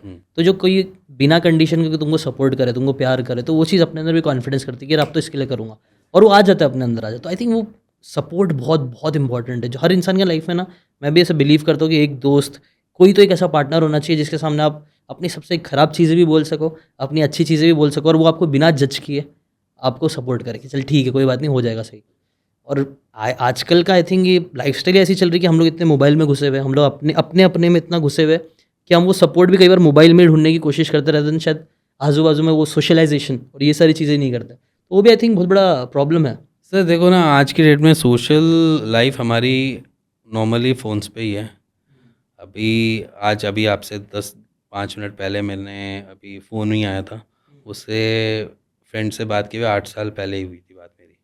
8 साल बाद फ़ोन आया, वो भी ऐसे ही आया कि यार तेरी मैंने रील देखी थी, ठीक है, तो एक जर्नल है। मैंने 8 साल बाद उस बंदे से बात करी, अपने दोस्त से। अब उसने वो कह रहा है कि मैंने घर बना लिया, ये कर लिया, वो कर लिया, मतलब हुई आधा एक घंटा बाद। तो मैं एक जर्नल सी चीज़ बता रहा हूँ कि इस बीच में ना मैंने उसको फ़ोन किया ना उसने फ़ोन किया, जनरली मैं उसको दिख गया कहीं और उसने मेरे को फिर फ़ोन घुमाया। तो मेरे को यहाँ पर ये लगा कि यार अपन साथ रहते थे, बात करते थे, सारी चीज़ें तफरियाँ शरारतें साथ करी हैं, उसके बाद अब मैं उससे बात कर रहा हूँ, नॉर्मल कन्वर्सेशन कर रहा हूँ, तो इट मीन्स कि हम बीच में एक बारी भी मिल नहीं सकते थे क्या यार? 8 साल इट्स बिग टाइम। तो जनरली हम यारी कितनी निभा पाए, कितनी निभा पाए? मेरे हिसाब से निभा ही नहीं पाए। जो पहले के यार थे, आज की भी डेट में पापा के फ्रेंड्स आते हैं, बात करते हैं, साथ बैठते हैं, शायद ज़िंदगी वो अच्छी जी रहे हैं हमसे। ट्रू। आई थिंक इसके ऊपर एक रिसर्च भी है जो मैंने कई बार कोट किया है, one of the longest done study थी। उसमें देखा गया था कि यार कौन सी चीज़ एक इंसान को एक सेटिस्फाइड या फिर लॉन्ग लिविंग लाइफ देती है। तो उसमें ना लोगों बहुत सारे लोग थे, गरीब अमीर, एक इवन उसका प्रेसिडेंट भी बना था। तो उसमें वो जो स्टडी अभी भी शायद चल रही है वो स्टडी, बट उसका कंक्लूजन ये निकला था ना, वो इंसान जो बहुत ज़्यादा अमीर है, बहुत ज़्यादा फेम है, बहुत ज़्यादा उसके पास चीज़ें है, वो ज़्यादा खुश सेटिस्फाइड और ज़्यादा नहीं जीता है। वो इंसान ज़्यादा जीता है, ज़्यादा सेटिस्फाइड रहता है, खुश रहता है जिनके अच्छे रिलेशनशिप है, स्ट्रॉन्ग बॉन्ड्स। इससे सबसे बढ़िया छोड़ दो ना, ओकिनावा और जापान में एक जापान, हाँ, ओकिनावा। ओकिनावा, तो वहाँ फिर सबसे ज़्यादा एज, हाँ, सबसे ज़्यादा वहाँ के लोगों की एज मिलती है। राइट राइट, ब्लू तो वहाँ पर बस उनका एक ही पैटर्न है कि दोस्ती यारी में बैठना, साथ में खाना पीना, लंच ब्रेकफास्ट, कोई ना कोई एक मील साथ करना। टुगेदरनेस रहती है। तो उसकी वजह से उनकी लाइफ जो है वो बेटर और लंबी जा रही है, क्योंकि वहाँ पर उनका स्ट्रेस डाइवर्ट भी हो जाता है। अब मान के चलो आपके साथ कोई एक इशू चल रहा है, आपको उस स्ट्रेस को बांटने के लिए 4 बंदे मिले और आपने वो चारों को बांट दिया, ठीक है। अब वो आपको सिर्फ सपोर्ट ही कर रहे हैं कि भैया तू खड़ा रह, कोई दिक्कत नहीं, जो भी होगा देख लेंगे, बस इतना कहने वाला भी मिल जाएगा ना, तो शायद आप वहीं पे ही आधी जंग जीत लो। एग्जैक्टली एग्जैक्टली, कई बार वो निकालना भी ज़रूर रहता है ना, सिर्फ निकालना ये है, नहीं तो कई बार अंदर ही दिमाग में इधर रहता है, दिल में रहता है, वो दिमाग में चलता रहता है और कोई है नहीं जिसका सपोर्ट कर सके, तो वो अपने दिमाग में ही 100 नेगेटिविटी ला रहा हो, मतलब लूप में फंसते जा रहा हो। तो इससे अच्छा निकाल दे तो बेटर रहेगा, राइट। अच्छा, टेस्टोस्टेरोन की अगर बात करें हम, तो वो लो हो रहा है, ये स्टडीज़ बताती हैं, आप भी बता रहे हो कि कैसा हो रहा है। उसके सिम्टम्स क्या रहता है, अगर किसी कोई देख रहा है तो वो कैसे मालूम कर सकते हैं कि यार मेरा टेस्टोस्टेरोन लो, मतलब एक जनरल आइडिया वैसे देखो, obviously। वैसे ऐसा कुछ होता नहीं है कि जनरली मैं बताऊं कि बिना टेस्ट के वो कंक्लूजन पे निकला है कि मेरा टेस्टोस्टेरोन लेवल कम हो रहा है। हाँ, अगर कभी ऐसे लगे कि टेस्टोस्टेरोन लेवल आपको कम सा इसलिए भी हो सकता है कि जब आप बहुत ज़्यादा मूड स्विंग्स हो रहे हैं, या बहुत ज़्यादा एकदम से डिप्रेशन आ गया है, बहुत ज़्यादा एकदम से आपको दिक्कतें आनी चालू हो गई हैं, ठीक है, तो शायद वहाँ पर टेस्टोस्टेरोन लेवल हम देखते हैं कि कम होता है। जैसे कि कभी कभी बीच में कैसे भी रोना आ जाता है, मतलब नॉर्मल है रोना, किसी बात को सोचते सोचते रोना आ गया, तो समझ लेना कुछ ना कुछ बॉडी में अनईजी चल रहा है, कुछ ना कुछ अलग हो रहा है, क्योंकि मेल के साथ ऐसा नहीं है कि वो हमेशा किसी बात को लेकर रोने लगेगा, ठीक है। कुछ बॉडी अपने आप ही चेंजेस करके दिखाती है। ये कुछ सिम्टम्स हम देखते हैं कि जहाँ पर हमने रिपोर्ट्स के साथ मैं बात करूँ, पेशेंट को जैसे मैं देखूँ, जैसे पेशेंट आया कंसल्ट कर रहा है, वो सिर्फ कंसल्टेशन लेते लेते ही आँख में आंसू आ गए, ठीक है, तो हमने जनरली देखी उनकी रिपोर्ट्स, तो हम जैसे रिपोर्ट दोबारा करवाई तो हमें एक चीज़ हमें क्लियर मिली कि वहाँ पर टेस्टोस्टेरोन लेवल कम जा रहे हैं जनरली। ये एक हमने नॉर्मल अपनी एक्सरसाइजेज में देखा है, जो हम अपनी क्लिनिकल एक्सरसाइजेज में देखते हैं। ओके, तो मतलब इमोशंस जो बहुत ज़्यादा फ्लक्चुएट अगर कर रहा है तो हो सकता है, हो सकता और कंक्लूसिवली तो एक्चुअली टेस्ट से ही मतलब टेस्ट मालूम हाँ, पड़ेगा, वो तो नॉर्मल भी कई बार इमोशंस हो सकते हैं। नॉर्मल है कि टेस्ट करवाओ टोटल सीरम का। तो आपको लगता है ऐसा कराना चाहिए लोगों को, किसी को अगर ऐसा कुछ डाउट हो सर रहा है देखो, तो, मैं या नहीं छोड़ देना चाहिए? देखो मेरे हिसाब से करवाना या नहीं करवाना नहीं चाहिए, मेरे हिसाब से अभी तो फिलहाल नहीं करवाना चाहिए जब तक आपको कुछ इश्यूज नहीं हो रहे। जैसे कि इश्यूज क्या? जैसे कि फर्टिलिटी इश्यूज नहीं आ रहे आपको, कोई ऐसा आप कुछ अलग कुछ दिख ही नहीं रहा, तो जनरली क्यों अपने इससे हेडेक को बढ़ाना। देखो आज की डेट में एक सीमन एनालिसिस का टेस्ट करवाने के लिए किसी को भी बोलते हैं, वो एकदम से नहीं करवाता। अच्छा, वो पहले 2 बार ही सोचता है करवाऊँ या ना करवाऊँ। हाँ, और डर भी रहेगा ना कि नेगेटिव आ गया तो, नेगेटिव आ गया तो और ये टेंशन में कम ना हो जाए। हाँ, तो इसीलिए मैं कहता हूँ कि स्ट्रेस को जितना कम लोगे उतना ज़्यादा बढ़िया। जब तक आपकी ज़िंदगी अच्छी चल रही है चलो, बट हाँ हेल्दी लाइफस्टाइल में तो एंटर होना ही है। अब जैसे नॉर्मल है कि टेस्टोस्टेरोन बूस्ट करने के लिए कुछ चीज़ें हम नॉर्मली मार्केट में भी अवेलेबल है। हाँ, मतलब क्या है, ऐसे कुछ चीज़ें जो मतलब जैसे- नॉर्मली कर सकते हैं without any side effect, normal lifestyle में डाल जैसे सकते देखो नॉर्मल है, आज की डेट में इतना प्रमोट किया जा रहा है शिलाजीत को, शिलाजीत इज़ गुड। हैं। अच्छा, it's अगर good। टेस्टोस्टेरोन को बूस्ट करना है तो कर सकते क्यों हो। अच्छा है, मतलब उसके पीछे कुछ रीज़न क्या है? देखो बेसिकली मिनरल्स में आता है वो, अच्छा। मिनरल बूस्टर की तरह है, हम्म। ठीक है। बॉडी को रिक्वायरमेंट होते हैं मिनरल्स की, वो हमें मिलता है, वैसे नहीं है। अच्छा, तो उससे और मिल जाता है। उससे हमें चीज़ें अपनी अप्रोप्रिएट तरीके से मिल जाती है और हमारा टेस्टोस्टेरोन बनने में हेल्प कर जाता है, अच्छा, ओके। ठीक है। और मिनरल्स रिच है वो, क्योंकि पहाड़ों में से निकले हुआ वो बेसिकली एक गम है, जो बेसिकली कह भी देते हैं पहाड़ों का पसीना। हाँ। शिलाजीत को बोला जाता है पहाड़ों का पसीना, वो एग्जैक्टली ऐसे ही होता है। अब वो जो पसीना है या वो जो गम है या चाहे वो कुछ भी एलिमेंट है, तो वो अगर आपके शरीर में जाती है वो टेस्टोस्टेरोन को बूस्ट करती है। नॉर्मल हर्ब्स में आती है गोक्षुरा, गोखरू। गोक्षुरा। गोक्षुरा मतलब सेम ही है, गोक्षुरा बोलो या गोखरू बोलो, बट गोखरू जो है वो बेसिकली टेस्टोस्टेरोन बूस्ट की तरह काम करती है। इवन आपका यूटेराइन एरिया का भी अच्छे से ख्याल रख लेती है वो गोक्षुरा, और अच्छी चीज़ है, मतलब जिसे मैं बोलता हूँ कि टेस्टोस्टेरोन बूस्ट करना है तो ये 2 हर्ब्स पे जा सकते हो। और अगर आपको ऐसा लगता है कि मेरा टेस्टोस्टेरोन कम जा रहा है या कुछ ऐसा कुछ लग भी रहा है, तो आप बेचिंतित होके, मैंने एक सीड फिट अपना वेब पेज स्टार्ट किया है जिसमें आप क्वेरी डाल सकते हो और अपनी क्वेश्चनिंग और अपनी आस्किंग उनसे पूछ सकते हो। वो सेट ऑफ टीम है, आपके लिए तत्पर रहेगी, आपसे बात भी करेगी इसके रिगार्डिंग।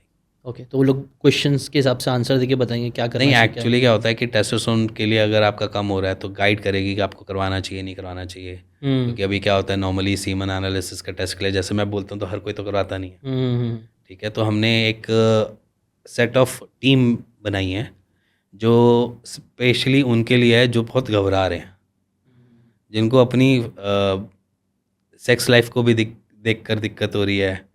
ठीक है, अपनी फर्टिलिटी को भी इश्यूज़ हैं, बट वो कहीं जाना नहीं चाह रहे, वो डॉक्टर को नहीं दिखाना चाह रहे, वो किसी से बात नहीं करना चाह रहे।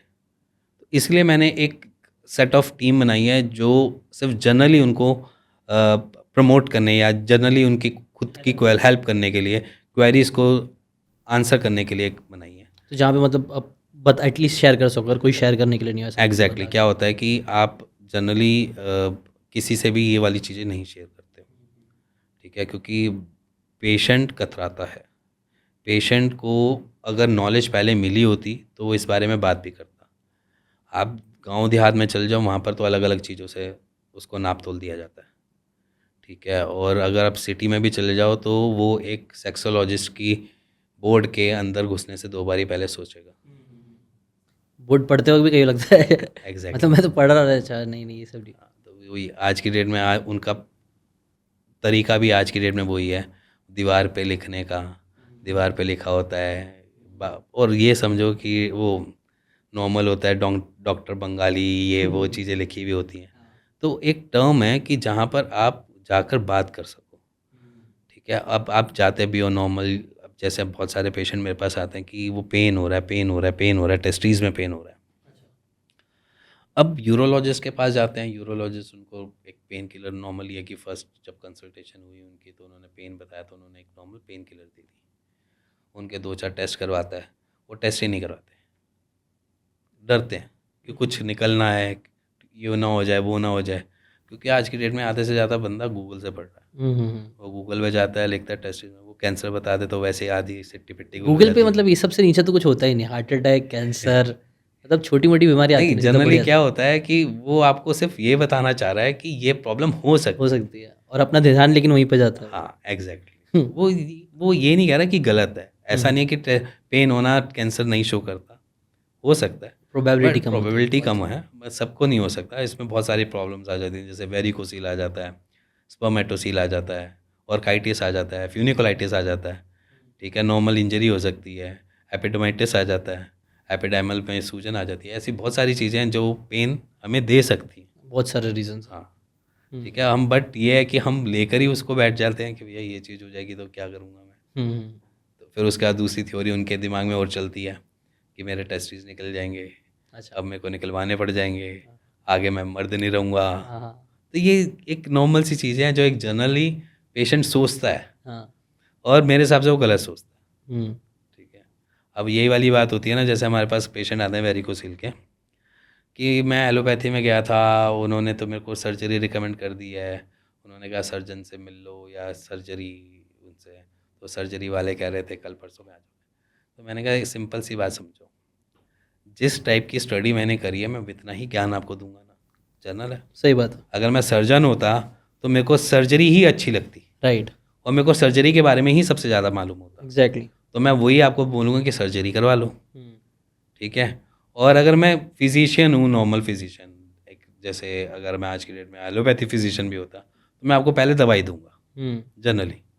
ठीक है, उसके बाद जो भी होगा टेस्ट आएगी या जो भी रिपोर्ट आएगी उसके बाद देखेंगे क्या होता है क्या नहीं होता। क्योंकि हमारे, अगर मैं नॉर्मली अगर अपनी बुक्स में भी देखे जाए, हमारी जो किताबें हैं उसमें भी सिर्फ एक ही पैराग्राफ में वेरिकोसिल ख़त्म हो जाता है। अच्छा। उससे ज़्यादा नहीं है टॉपिक, और उसमें भी यही बोला है कि सर्जरी। तो जनरल फिजिशियन के पास एक ही ऑप्शन बचता है कि वो भी कहते हैं चल भाई सर्जरी करवा लो। ठीक है, अब हमारे पास बचते हैं जो हम ऑल्टरनेट मेडिसिन के प्रैक्टिशनर हैं, जैसे कि होम्योपैथ फिजिशियंस हो गए या आयुर्वेद फिजिशियंस हो गए। तो हमारे पास ऑप्शन बचते हैं इनके कि यहाँ पर करना क्या चाहिए, क्योंकि हमारे पास और कोई ऑप्शन रहा ही नहीं, हमारे पास तो सिर्फ एक यही है कि दवाई अंदर डालनी है, उसे ठीक करना है। तो हमारी कोशिशें भी यही रहती हैं कि हमारे जितने भी ट्रायल्स होते हैं या हमारी जितनी भी ट्राई चलती है उस पर यही चलती है कि हम दवाइयों से ठीक करें, रादर देन हम सर्जरी की तरफ रिकमेंड करें या सर्जरी करवाओ। हाँ, जहाँ पर हमारा बस नहीं चलता हम वहाँ पर रिकमेंड भी करते हैं। जैसे अब नॉर्मल सी चीज़ है, इग्नाइल हर्निया है। इग्नाइल हर्निया एक नॉर्मल सी चीज़ है, अगर वो इग्नाइल हर्निया किसी को डिटेक्ट होता है तो वहाँ पर ऑब्वियस ही बात है, मैश लग कर ही वो अंदर की तरफ जाएगा, वहाँ पर सर्जरी ही रिकमेंड कर होगी। कोई भी मेडिसिन ऐसा नहीं कि हर्निया को कंट्रोल कर देगा कि भैया वो अंदर चला जाएगा। अच्छा, ओके, ठीक है। कुछ रेयर केसेस में होता है जब हाँ, वही जैसे- सोल्यूशन है, बट इन जनरल ये आप बोल रहे हो, जो मैंने पढ़ा भी था कहीं तो, कि जब if you have a hammer every problem looks like a nail. नहीं, अगर आपके सिर्फ हाथ में हथौड़ा है तो आपको लगेगा हर जगह से ठोकते बैठो, सबको एग्जैक्टली। सब चीज़ से ठोकते बैठो। इसलिए कई बार ये एक और बुक में भी था कि जब स्टार्टअप्स भी कई बार ऐसे फेल हो जाते हैं, जब बहुत फंडिंग उठा लेते हैं तो हर प्रॉब्लम के लिए लोग पैसे फेंकते रहते हैं, उनको लगता है पैसे से ही सब चीज़ सही होगा, बट ऐसा नहीं, आपको क्रिएटिविटी भी चाहिए। तो वैसे ही अगर हम एक प्रॉब्लम के अगर मल्टीपल सोल्यूशंस के वेज ढूंढे देखें तो maybe we can find a better way. हाँ, एग्जैक्टली। देखो अब मैं एक सिंपल सी चीज़ समझो आप, मेरे पास एलोपैथी या मेरे पास आयुर्वेद या मेरे पास होम्योपैथ, अब मैं तीनों पैथी को बुरा नहीं कहता, मेरी कंडीशंस के ऊपर डिपेंड करता है कि मेरी को कौन सी ऑप्ट करनी चाहिए। जैसे कि अगर मान के चलो मेरा एक्सीडेंट हुआ, मेरे को इमरजेंसी में ही जाना पड़ेगा ना, मैं आयुर्वेद फिजिशियन के पास जाऊँगा, बोलूँगा चल भाई मेरे को ठीक कर दे, उसके पास इमरजेंसी के इक्विपमेंट्स भी नहीं है। अब होम्योपैथ के पास चला जाऊँगा कि भैया तू मेरे को ठीक कर दे, तो वहाँ पर मेरी ऑप्शन गलत है। ठीक है। अब मेरे को डायबिटीज़ है, ठीक है, और इन बहुत ज़्यादा बढ़ रही है, एक्सेस में बढ़ रही है, एनी हाउ मेरे को इंसुलिन तो लेना ही पड़ेगा ना। ये तो नहीं बोलूँगा करेले का जूस पीऊँगा और मैं ठीक हो जाऊँगा, लॉजिकली। तो मेरे हिसाब से कोई भी चीज़ परफेक्ट नहीं है, एलोपैथी भी परफेक्ट नहीं है। अब मान के चलो साइड इफ़ेक्ट्स हैं, हाँ माना पेन किलर के साइड इफ़ेक्ट्स हैं, किडनियाँ फेल होती हैं, नॉर्मल है, पेशेंट आते हैं हमारे पास। अब ये तो नहीं कहते कि उससे फेल होते हैं, तो वहाँ पर भी ऑप्शंस ऐसा नहीं है कि जो अगर हम बात करें कि एलोपैथी बिल्कुल परफेक्ट है, वो भी परफेक्ट नहीं है।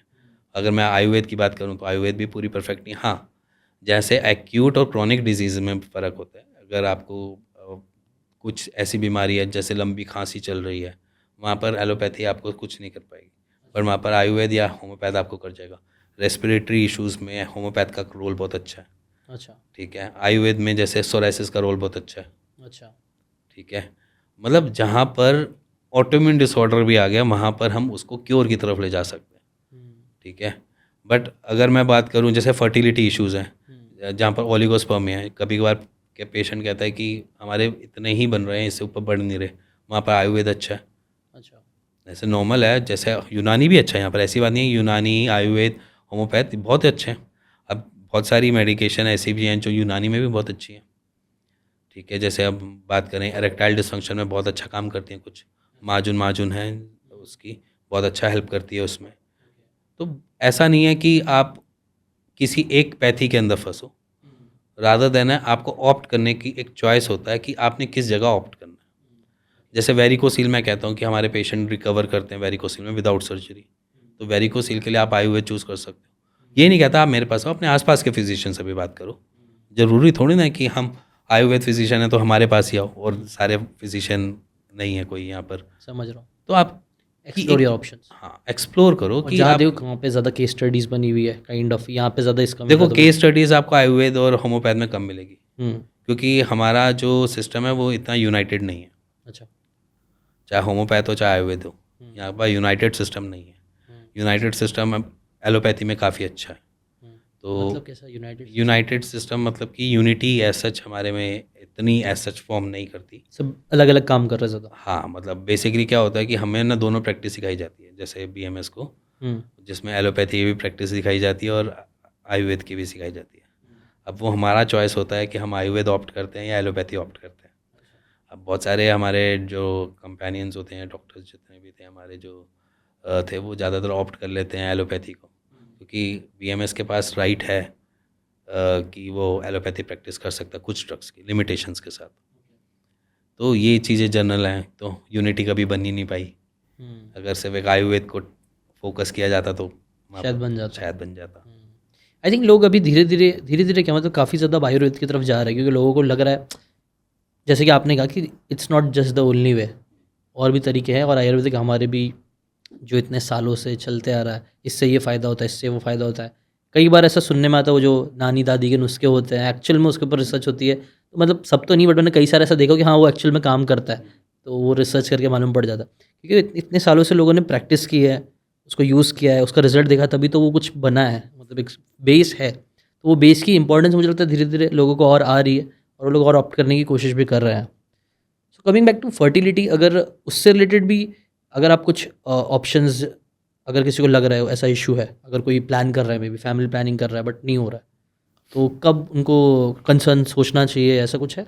इसका भी कुछ टाइम फ्रेम होता है, और क्या करना चाहिए, ऐसा कुछ है? नहीं, ऐसा कुछ टाइम फ्रेम नहीं होता, बट एक्चुअली में देखा जाता है कि जब हमारे पार्टनर जैसे एज इन वाइफ के पीरियड्स जब से स्टार्ट हुए हैं उससे 11 डे काउंट कर लो। जैसे कि आज हो गया 15, मान के चलो 15, इसके 11 डे काउंट करे आपने, अप्रॉक्सीमेटली वो आएगा 26।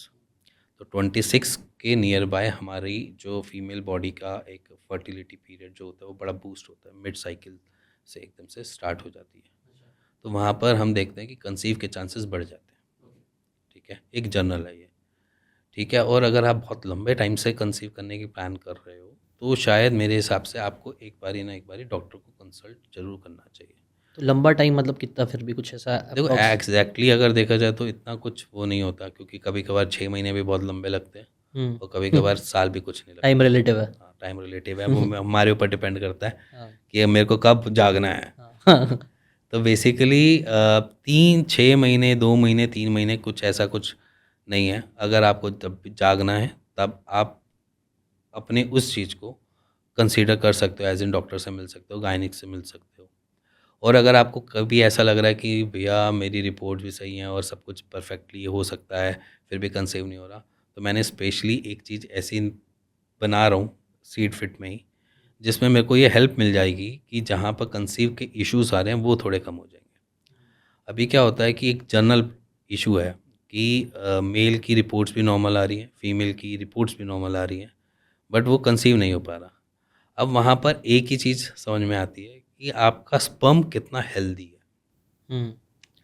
ठीक है, आपके स्पर्म काउंट सही है, आपकी मोटिलिटी भी सही है और आपकी सारी चीज़ें। अब आते हैं स्ट्रॉन्ग स्पर्म कितने हैं। एक्चुअली क्या होता है कि जब हम स्पर्म इजैकुलेट करते हैं या सीमन इजैकुलेट करते हैं तो उसका एक ट्रैवल टाइम होता है, या वो ट्रैवल करता है टूवर्ड्स एक्स। अब उस बीच में उसको बहुत सारी बॉर्डर से गुजरना पड़ता है। ठीक है, तो जितने वो बॉर्डर से गुजरेगा उतना वो थकेगा और उतना वो फटीक फील करेगा और उतना वो थक के गिर भी सकता है। अब उस बॉर्डर में जो सबसे लास्ट जो जगह होती है ना, वो एक इम्यूनिटी होती है जहाँ पर फीमेल बॉडी की इम्यूनिटी आती है। अब फीमेल बॉडी की जब इम्यूनिटी अगर उस पर इतनी भारी पड़ रही है कि उसको वहाँ तक एग तक पहुँचने ही नहीं दे रही है, तो भी कंसीव के चांसेस बंद हो जाते हैं। तो ये वाली कॉम्प्लिकेशंस आज की डेट में नॉर्मल है, जहाँ पर फीमेल बॉडी की इम्यूनिटी अच्छे से वर्क कर रही है, जिसकी वजह से स्पर्म पहुँच नहीं पा रहे हैं और जिसकी वजह से कंसीव में इश्यूज़ आ रहे हैं। तो इसमें हमने क्या किया, हमने इस बारी कुछ एलिमेंट्स को यूज़ किया, जैसे हमने गोक्षुरा को यूज़ किया, अश्वगंधा को यूज़ किया, शिवलिंगी बीज यूज़ किए और कुछ स्वर्ण भस्म से एक प्रोपोर्शन एक मतलब एक मेडिकेशन को बनाया, डिराइव किया, जिसमें कुछ हमने इसको भी एलिमेंट को यूज़ किया, जैसे कि जिंक हो गया। ठीक है, उसी के साथ हमको मिल जाता है विटामिन डी, B12। ठीक है, थोड़ा सा आयरन, इन सब का एक प्रोपोर्शन में बना कर दिया, जिसमें हमने अपने क्लिनिकल ट्रायल्स में भी देखा कि कंसीव होने चालू हुए। अच्छा। जिसमें हमें ये लगा कि हेल्दी स्पर्म हम और ज़्यादा हेल्दी कर सकते हैं, जिससे क्या होगा कि आपके स्पर्म को ताकत इतनी मिल जाए कि वो सारे बॉर्डर्स को क्रॉस कर जाए। ओके। तो इसमें मतलब आपने बहुत सी चीज़ें गिनाएँ, और जैसे अश्वगंधा बोला आपने, तो ऐसी और क्या-क्या चीज़ें होती हैं जो लोग ऐसी नॉर्मली भी ट्राई कर सकते हैं, अगर उनको करना है तो कुछ चीज़ें? देखो जनरली अगर मैं बात करूँ तो जैसे अश्वगंधा ही है, मेजर है। तो वो अगर करना भी है तो कैसे करें? उसका भी मतलब एक तरीका होना चाहिए, कि देखो ऐसे ही रैंडमली कुछ? देखो मैं सिंपल सी बात समझाता हूँ। हुँ, रैंडम तरीका कभी भी काम नहीं करता, हुँ, क्योंकि रैंडम तरीका आप आज खाते हो कल छोड़ देते हो, परसों खाओगे फिर तरसों छोड़ दोगे। हुँ, कभी आप दूध से ले लोगे, कभी पानी से ले लोगे, कभी अपनी फर्टिलिटी के लिए अखरोट खा लोगे, कभी नहीं खाओगे। होता है, जनरल है, एक ह्यूमन नेचर है। ठीक है, आज मेरे को एहसास हुआ कि आज मेरे को जागना है, कल तक वो नींद आ जाती है, फिर उसके बाद वो एहसास बंद हो जाता है। बट जब आपको पर्चा और जब आपने खर्चा किया होता है ना, तब उसके ऊपर आप एक्ट करना चालू करते हो। राइट। तो एग्जैक्टली अगर मैं यहाँ पे बात करूँ कि आप किसी भी डॉक्टर से मेडिकेशन ले रहे हो, खर्चा करके ले रहे हो, तो आप उसको लोगे भी सही, ठीक है। तो एक ही जनरल चीज़ है जो अगर आप एक जनरल अगर हम बात करें रेमेडियल एक्टिविटीज़ पे, तो रेमेडियल एक्टिविटी आप कर भी लोगे, ले भी लोगे, बट उसका रिवर्ट बैक आप इतना लंबा टाइम नहीं देख सकते। जब आप स्पेंड करते हो तो थोड़ा और केयर करते हो, राइट। बट अगर कोई कोई है बंदा, मतलब जैसे कि फॉर एग्जांपल उसको करना है काइंड ऑफ ट्राई, तो भी आप मतलब कैसा रिकमेंड करोगे उसको कि उसको कितना टाइम तक करना चाहिए, अगर एक जनरल रिकमेंडेशन? देखो मेरे हिसाब से जनरल रिकमेंडेशन होगी तो अश्वगंधा हो गया, शिलाजीत हो गई, आपकी शतावरी हो गई। ओके। ये कुछ ऐसी चीज़ें हैं जो हमारे ऑलरेडी स्पर्म काउंट को बढ़ाती हैं, ओके। ठीक है। अब यहाँ पर अगर आप ये सारी चीज़ों का एक मिश्रण भी बना लेते हो, गोक्षुरा का मिश्रण बना लेते हो, ये सारी हर्ब्स हैं बेसिकली। सिर्फ शिलाजीत को निकाल दो तो बाकी सारी हर्ब्स हैं। इसका एक पाउडर बनाओ, पाउडर बनाकर आपने कुछ नहीं करना, थोड़ा सा, अगर आपको दूध इंटॉलरेंस नहीं है, अगर मिल्क इंटॉलरेंस नहीं है, मतलब कि मिल्क पीने से आपको पेट खराब नहीं होता, ठीक है, तो आप दूध के अंदर डाल के पी लो। और 1 चम्मच डालना है, और 1 चम्मच आपका अप्रॉक्सीमेटली एक होता है टी स्पून बोलते हैं हम, है ना, एक टी स्पून से एक बड़ा स्पून आता है, अच्छा। ठीक है। या आप ऐसे करना 2 टीस्पून ही डाल देना, जनरली नॉर्मल 2 टीस्पून को उसको डाल के आप अपने दूध के अंदर रात को डाल के पी सकते हो, ठीक है। थोड़ा गुनगुना दूध रखना। दूध भी इसलिए बोलता हूँ क्योंकि दूध के अंदर फैट होता है, ओके। और फैट इन सारी चीज़ों को डाइजेस्ट करने में ईजी बना देता है, अच्छा। ओके। इसलिए दूध की रिकमेंडेशन होती है। और या फिर आप हनी के साथ भी ले सकते हो इसी पाउडर को, उसको बनाया, चटनी की तरह बनाया, और चटनी की तरह आपने लगाना, खाना स्टार्ट कर दिया। इससे आपके स्पर्म काउंट बढ़ते हैं, ठीक है। इसमें ऐसा कुछ नहीं है कि आपने कुछ मेजरली किया। आप गोक्षुरा यूज़ कर रहे हो अपने टेस्टोस्टेरोन बूस्ट करने के लिए, अश्वगंधा कर रहे हो अपने स्पर्म की मोटिलिटी मॉर्फोलॉजी के लिए, ठीक है, शतावरी यूज़ कर रहे हो स्पर्म काउंट के लिए, ठीक है, शिलाजीत कर रहे हो अपने मिनरल्स को एनरिच करने के लिए, जिससे आपकी बॉडी सही से काम कर सके। बेसिकली यही फंडा है। और अगर मैं बात करूँ यहाँ पर कुछ हमारे पास सप्लीमेंटेशन भी होती है, जिसको लेकर हम कहते हैं कि हमारा स्पर्म काउंट बढ़ सकता है, और बढ़ भी जाता है। जैसे नॉर्मली होता है कि आप एलोपैथी की प्रिस्क्रिप्शन देखोगे तो उसमें कुछ चीज़ें आपको ज़रूर मिलेंगी, जैसे कि जिंक हो गया, ठीक है, साइड बाय साइड आपको यहाँ पर प्रोटीन के डेरिवेटिव मिल जाते हैं, ठीक है, थोड़ा सा सेलेनियम या मल्टीविटामिन्स की टैबलेट्स मिल जाती हैं। तो अगर आप ऐसी चीज़ें नहीं भी ऑप्ट करना चाहते, तब भी ये जिंक या आप मल्टीविटामिन और ये सारी चीज़ें अगर आपके फूड से इनटेक मिल जाती है और अच्छे से आपका गट सही से काम कर रहा होता है, तो आपको ये जनरली कुछ करने की ज़रूरत ही नहीं है। और ये जो आपने बताया लेने के लिए, वो उन्हें कितना टाइम लेना चाहिए, कुछ ऐसा टाइम पीरियड होता है कि? देखो टाइम पीरियड ऐसा कुछ नहीं होता, क्योंकि हमारा आयुर्वेद में कुछ भी ऐसी चीज़ नहीं है जो आपको ख़राब करेगी।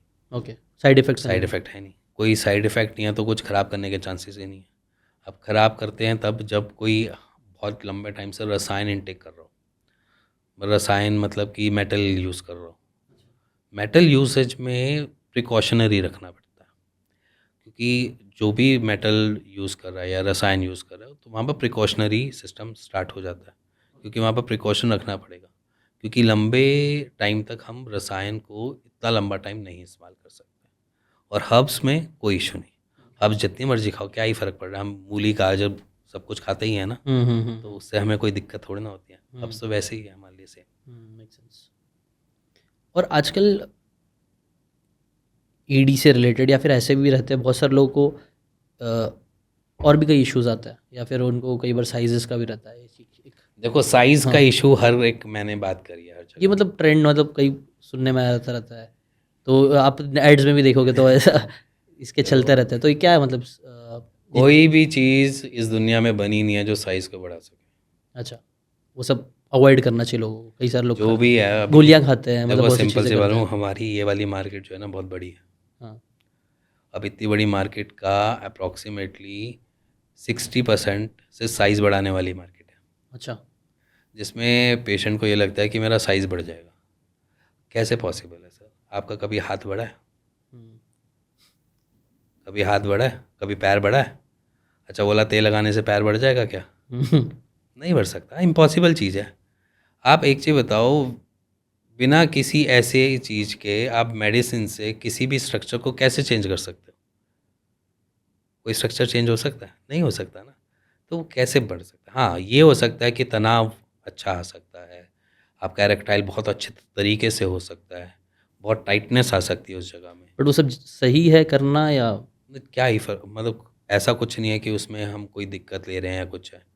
अगर आपका टाइटनेस वैसे ही अच्छा है तो आपको ज़रूरत ही नहीं है किसी भी ऐसी चीज़ की, मेडिकेशन की। मैं तो वैसे भी कम रिकमेंड करता हूँ कि अगर जब तक ज़रूरत नहीं है तब तक दवाई खाने की ज़रूरत है ही नहीं। नहीं करना चाहिए, लास्ट रिजॉर्ट होना चाहिए लास्ट सारी चीज़ें। दवाइयाँ, बीमारी पहले अगर आपसे वैसे ही हो जाए, हेल्दी लाइफस्टाइल से बेटर हो जाए तो सबसे बेटर है। अगर आपको जो लग रहा है कि आपके शरीर में कोई दिक्कत आ रही है तो पहले अपने शरीर को समझो, देन उसके बाद आपके पास दवाइयाँ का एक चांस है कि दवाइयों पे जाओ। फिर उसके बाद वो भी फेल हो जाए तो आपके पास चांस है सर्जरी पे जाओ। मैंने तो ऐसा सुना, मतलब मेरे दोस्तों से बात हो रही थी, मुझे मालूम पड़ा कि इसके अंदर भी सर्जरीज भी कराते हैं लोग ये सब चीज़ों के लिए, साइज़ के लिए, अलग अलग चीज़ों के लिए। और ऐसी ऐसी सर्जरी सुना मैंने, बोला अरे क्या ये देखो एक जनरल चीज़ मार्केट है, में अपने से कुछ सुना है कुछ ऐसा देखो अजीब-अजीब जनरल चीज़ें? चीज़ है, सर्जरी हो जाता है। सर्जरी करना बड़ नहीं है, मतलब कोई बड़ा टास्क नहीं है। स्ट्रक्चर आपको मिल जाता है, बट आप ऐसा क्यों सर्जरी कराओगे? वही इसकी नीड ही क्या है, नीड मतलब क्या है? क्यों लोग देखो बेसिकली क्या है कि आपको बताने वाला ना सिर्फ आपका पार्टनर है कि आपका कैसा है। छोटा बड़ा, लंबा चौड़ा, मोटा, सा सारी चीज़ें आपका पार्टनर बता सकता है, इससे ज़्यादा कुछ नहीं। और अगर आप सिर्फ और सिर्फ एक फीमेल पार्टनर का ओपिनियन लेकर ये सोचो कि आपका छोटा या बड़ा है, तो शायद मेरे हिसाब से तो वो आपने को भी कुछ ट्राई किया ही नहीं। मेरे हिसाब से आप एक और ट्राई कर सकते जिसमें आपको क्लियर तो है कम से कम कि भैया है क्या एग्जैक्टली।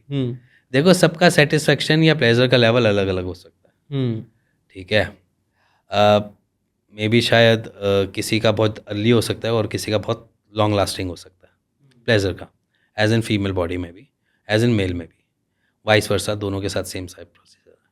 अगर फीमेल का प्रोसेस ऐसा है कि वो थोड़ा लॉन्ग लास्टिंग चाहती हैं बट उनको बड़ा अर्ली उस पर मिल गया, तो उस मोमेंट उनसे क्या मुंह से निकला क्या नहीं निकला, आपने उसको दिल पे लगा लिया। देन उसके बाद आपको ये लगा कि यार ये चीज़ तो मेरा छोटा है, मेरा छोटा है।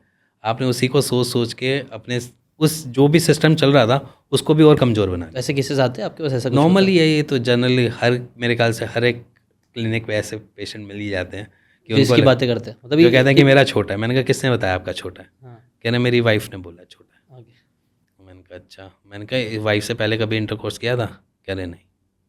मैंने कहा अच्छा। मैंने कहा कैसे बोला है? कह रहे जब इंटरकोर्स किया हुआ था पहली बार उसके बाद। मैंने कहा वाइफ आई है? कहते नहीं आई। मैंने कहा ठीक है। तो कंसर्न डालने वाला सामने वाला पार्टनर है और उससे निकालने वाला भी सामने वाला पार्टनर है। अगर आप जैसे मैं बोलूँ ना कि इस दुविधा में कोई फंसा हुआ है ना, तो शायद उसका पार्टनर ही उसको वहाँ से निकाल सकता है, जैसे मैंने फर्स्ट अपने वर्ड्स में बोला। राइट। पार्टनर सही होना, मतलब उनके लिए सही होना एटलीस्ट ज़रूरी है। एटलीस्ट जरूर होना है, क्योंकि छोटा मोटा इससे मैटर नहीं करता। बेसिकली आपका डिपेंड करता है कि आप कितना अच्छा चल सकते हो और कितने लंबे टाइम तक चल सकते हो, ठीक है। मैं ये नहीं कह रहा कि सारे के सारे पार्टनर गलत हो सकते हैं, मे बी शायद मैं भी गलत हो सकता हूँ इस मोमेंट पे, क्योंकि एज ए मैन बात कर रहा हूँ तो इसलिए मेरे को ऐसा लग रहा है कि वो मेल फेवर वाली जगह चला जाएगा।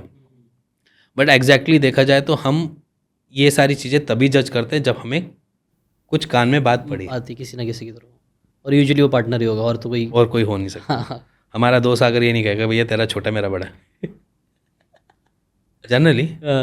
तो ये एक नॉर्मल सी चीज़ है, जब हमारे सेटिस्फेक्शन लेवल में डिफरेंसेस हो तभी ये सारी चीज़ें। अब इस सेटिस्फेक्शन को हम टॉप अप कर सकते हैं, हम अपने सेटिस्फेक्शन को उस लेवल तक ले जा सकते हैं जहाँ पर फीमेल बॉडी की रिक्वायरमेंट हो। ये सारी चीज़ हम कर सकते हैं, अपने एक्शन प्लान ऐसे कर सकते हैं, हम अपने प्रोसीजर में अपने पोस्चर्स में डिफरेंस लेकर आ सकते हैं, हम टाइमिंग दे सकते हैं, हम वो सारे एक्शंस परफॉर्म कर सकते हैं जहाँ पर हम उस रीच तक पहुँच पाएँ, ठीक है। बट आप ये सोचो कि आपका स्ट्रक्चर बड़ा हो जाए, आप कुछ उसमें तेल लगाओ और जादू हो जाए, नहीं हो सकता भैया, वो पॉसिबल नहीं है। और उसके लिए आप जो दवाइयाँ खा रहे हो, जो भी आप प्रोडक्ट ले रहे हो, मेरे ख्याल से वो बेकार है। राइट। आई थिंक कहीं तो मैंने मूवी में कहीं तो देखा था कि ये सब साइज डजेंट मैटर करके, मतलब वो चाइनीज़ लोग का एग्जांपल देते नहीं, हैं। मैं एक्चुअली मैं बताता हूँ, देखो साइजेस डजेंट मैटर इसलिए भी है क्योंकि जब प्लेजर मिलता है ना, वो सिंपली ऐसे नहीं मिलता। प्लेजर को सबसे ज़्यादा जो मेरे हिसाब से जो डिराइव करता है वो आगे वाला बल्ब भी कर पाता है, पेनिस का। तो उससे हमें ऐसा फील होता है कि सबसे ज़्यादा हम सेटिस्फाई भी, हमारी बॉडी भी वहीं से ही सेटिस्फाई होती है और उनकी भी बॉडी वहीं से ही सेटिस्फाई होती है। तो शायद वो वाला जो मूवमेंट है ना, वो वाला मूवमेंट एक ऐसा होता है कि जो हर किसी में अलग अलग होता है। हाँ, मानता हूँ नाइजीरियंस के एज़ कम्पेयर टू किसी और से साइज़ में ज़्यादा होते हैं, बट ऐसा नहीं कि उनकी वाइफ भी हमेशा सेटिस्फाई मिले जनरली। तो ये नॉर्मल सी चीज़ें हैं। अगर आप बात करो तो हर एक किसी ना किसी कम्युनिटी में कुछ ना कुछ ऐसी दिक्कतें मिलेंगी, ठीक है। हर एक इंडिविजुअल्स में भी मिल सकती है, हर एक कपल्स में भी मिल सकती है।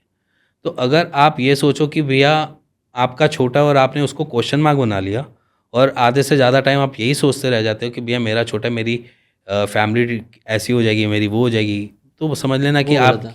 आपने अपनी लाइफ को खुद ही हल बना लिया। राइट। अभी हम बात कर रहे थे, पहले भी पॉडकास्ट में एक हुआ, मैम के साथ हुआ था, उसमें भी कलर की बात कर रहे थे, रंग को लेके कितना ऑब्सेशन कई बार लोग होता है। वैसे एक साइज़ का भी ऑब्सेशन बना दिए लोगों ने। इतना इंपॉर्टेंट नहीं, आप जो उसमें कॉन्फिडेंट रहो और ऑटोमेटिकली आप मेंटली अब थोड़ा स्ट्रांग होना चालू करो। मेंटली स्ट्रांग हो तो बाकी सब अपने आप सही होगा। तो ये जो क्वेश्चन मार्क समझ लगता है, इंडस्ट्रीज भी बहुत ला देती होगी यहाँ वहाँ से फैला के, मतलब कुछ तो सच होगा, बट बहुत सारा क्रिएट भी करा गया है ताकि लोगों को इनसिक्योर किया जाए और फिर कुछ ना कुछ बेचा जाए। देखो, पानी की बोतल भी हम पीते हैं, पैसा हम्म। देकर ही पीते हैं। हम्म। पानी तो वैसे भी फ्री मिलता है, हम्म। सबके टूटियों में भी आता है, हम्म। सबने बारह भी लगा लिए, हम्म। नॉर्मल है। पानी को 20 रुपये देकर ही खरीदते हैं। बाहर गंदा मिलता है, हमारे घर में गंदा आता है, तभी हम बोतल का खरीदते हैं ना। जब हमें लगता है कि बाहर से गंदा आ रहा है, हमारा आरओ फेल हो रहा है, हम बोतल का पानी पियेंगे। तो एक जनरल सी चीज़ है, अगर आप अवेयर कर रहे हो तो अवेयर की आपकी खुद को सोचना पड़ेगा कि आप किसके लिए अवेयर हो रहे हो, ठीक है। अब मान के चलो मेरे को गलत गाइडेंस नहीं मिल रही, मेरे को बस वो अवेयर करने की, ब्रांडिंग हो या कोई भी चीज़ मेरे को अवेयर करने की कोशिश करिए कि वो सिंपली ऐसे प्रोडक्ट्स की ही बात कर लेते हैं जो सेक्सुअल रिलेटेड है। वो हमें अवेयर करने की कोशिश कर रही है कि आपका छोटा है तो आप कभी सेटिस्फाई नहीं कर पाओगे, हम्म। ठीक है। जनरली यही मुझे अवेयर लगता है करने हाँ, इस एंगल से लोगों को बेचा जा रहा इसी एंगल से बेचा जा रहा है। है। राइट। अब अगर मैं उसके परसेप्शन को मान लूँगा कि एग्जैक्टली ये होता है, तो ही तो मेरे को दिक्कत बनाएगा। अगर मेरे को ये पहले से सेक्स एजुकेशन मिली होती या मेरे को ऐसा बता रखा होता कि स्ट्रक्चर कभी चेंज नहीं हो सकता, तो शायद मैं उस तरफ जाता ही नहीं। और वो शायद इतना इंपॉर्टेंट भी नहीं है, आप उसको एग्जैक्टली इतना दिमाग में मत डालो। हाँ, अब मान के चलो एक अभी आज की डेट में बहुत सारी नई नई मूवीज़ आ रही हैं इसके रिगार्डिंग भी, सेक्स एजुकेशन के बारे में। सेक्स एजुकेशन रिक्वायरमेंट है, और मैं खुद भी जनरली मैं समझता हूँ कि एक इंडिविजुअल टीनेज को थोड़ी सी एक्नॉलेजमेंट होनी चाहिए अपने पैल्विक एरिया की, ठीक है। वो इसलिए बोलता हूँ क्योंकि जनरली सबसे ज़्यादा गलतियाँ टीनेज में ही जाकर होती हैं, और सबसे ज़्यादा मिसकंसेप्शन टीनेज में ही बनते हैं। वैसा केस हुआ है कुछ? जनरली अगर केस नहीं, आज की डेट में नॉर्मल है। देखो 13 की एज या 14 की एज में आज की डेट में बच्चा एडल्ट हो जाता है, ठीक है, और उसको पता ही नहीं होता कि मास्टरबेशन कब से चालू करूँ कब से ना करूँ।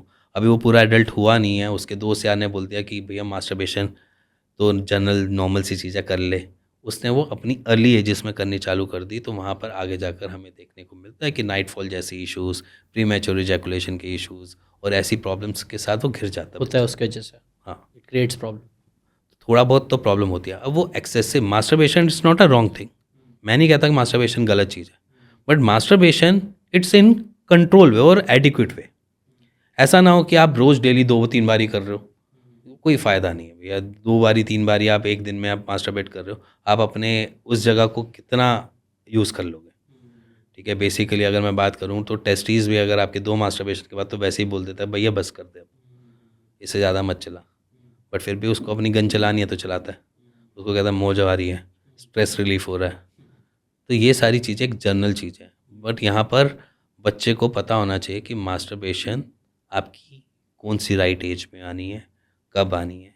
मेरे हिसाब से जनरली जब मैं बोलूँगा मास्टरबेशन, जब आपकी पहली दाढ़ी वाड़ी आकर थोड़ी सी हो गई है, तब उसका मास्टरबेट करो, कोई इशू नहीं। ओके। एक राइट एज, अब वो 16 में आ जाए, चाहे वो 15 में आ जाए, चाहे वो 18 में आए, क्योंकि टू अर्ली हमें दिक्कत देता है। और आई थिंक पॉन से रिलेटेड अगर बात करें तो ये चीज़ भी आई थिंक अनरियलिस्टिक चीज़ें, एक्सपेक्टेशंस और चीज़ें सेट कर देती है, जो हमने पहले भी कई सारी प्रॉब्लम्स की बातें करी। मुझे लगता है लोग देख देख के भी एक आ जाता होगा कि यार ये तो इतना है, ऐसा है, इतना लंबा, ये वो दुनिया भर की चीज़ें, ये सब भी इनसिक्योरिटीज़, वो सब गलत चीज़ देख के भी आती होगी, क्योंकि वो ब्रेन में कहीं ना कहीं फीड होता जा रहा है कि हाँ ये this is the normal thing. और मतलब मैंने और भी लोगों से बात किया कई बार कि उसके वजह से भी बहुत रिलेशनशिप में भी इश्यूज होता है। देखो नॉर्मल सी बात है, आज की डेट में हमारे टाइम में अगर मैं अपना ज़माना की बात करूँ तो हमें फ़ोन मिला अप्रॉक्सीमेटली अपनी 12th पे, ठीक है। और उस टाइम भी स्मार्टफोन्स नहीं होते थे, क्विटी कीपैड वाले होते थे या वो दूसरे फ़ोन्स होते थे। अब आज की डेट में नॉर्मल है कि आपका स्मार्टफोन अप्रॉक्सीमेटली 7th या 8th स्टैंडर्ड में बच्चे को मिल जाता है, बहुत जनरल है। 8th 9th में मिल जाता है बच्चे को, क्योंकि उसने ट्यूशन जाना होता है तो मम्मा पापा दे देते हैं। फ़ोन की यूसेज का कंट्रोल पेरेंट जितना मर्जी रख लें, बट एग्जैक्टली उनके फ़ोन में कभी ना कभी वो फ़ोन देख ही लेता है बच्चा। कहीं ना कहीं से पॉपअप होकर कुछ ना कुछ तो आ ही जाएगा। कोई ना कोई तो आ ही जाएगा। इंस्टाग्राम आज की डेट में नॉर्मल सी चीज़ है कि सॉफ्ट फोन तो उधर ही चल रहा है।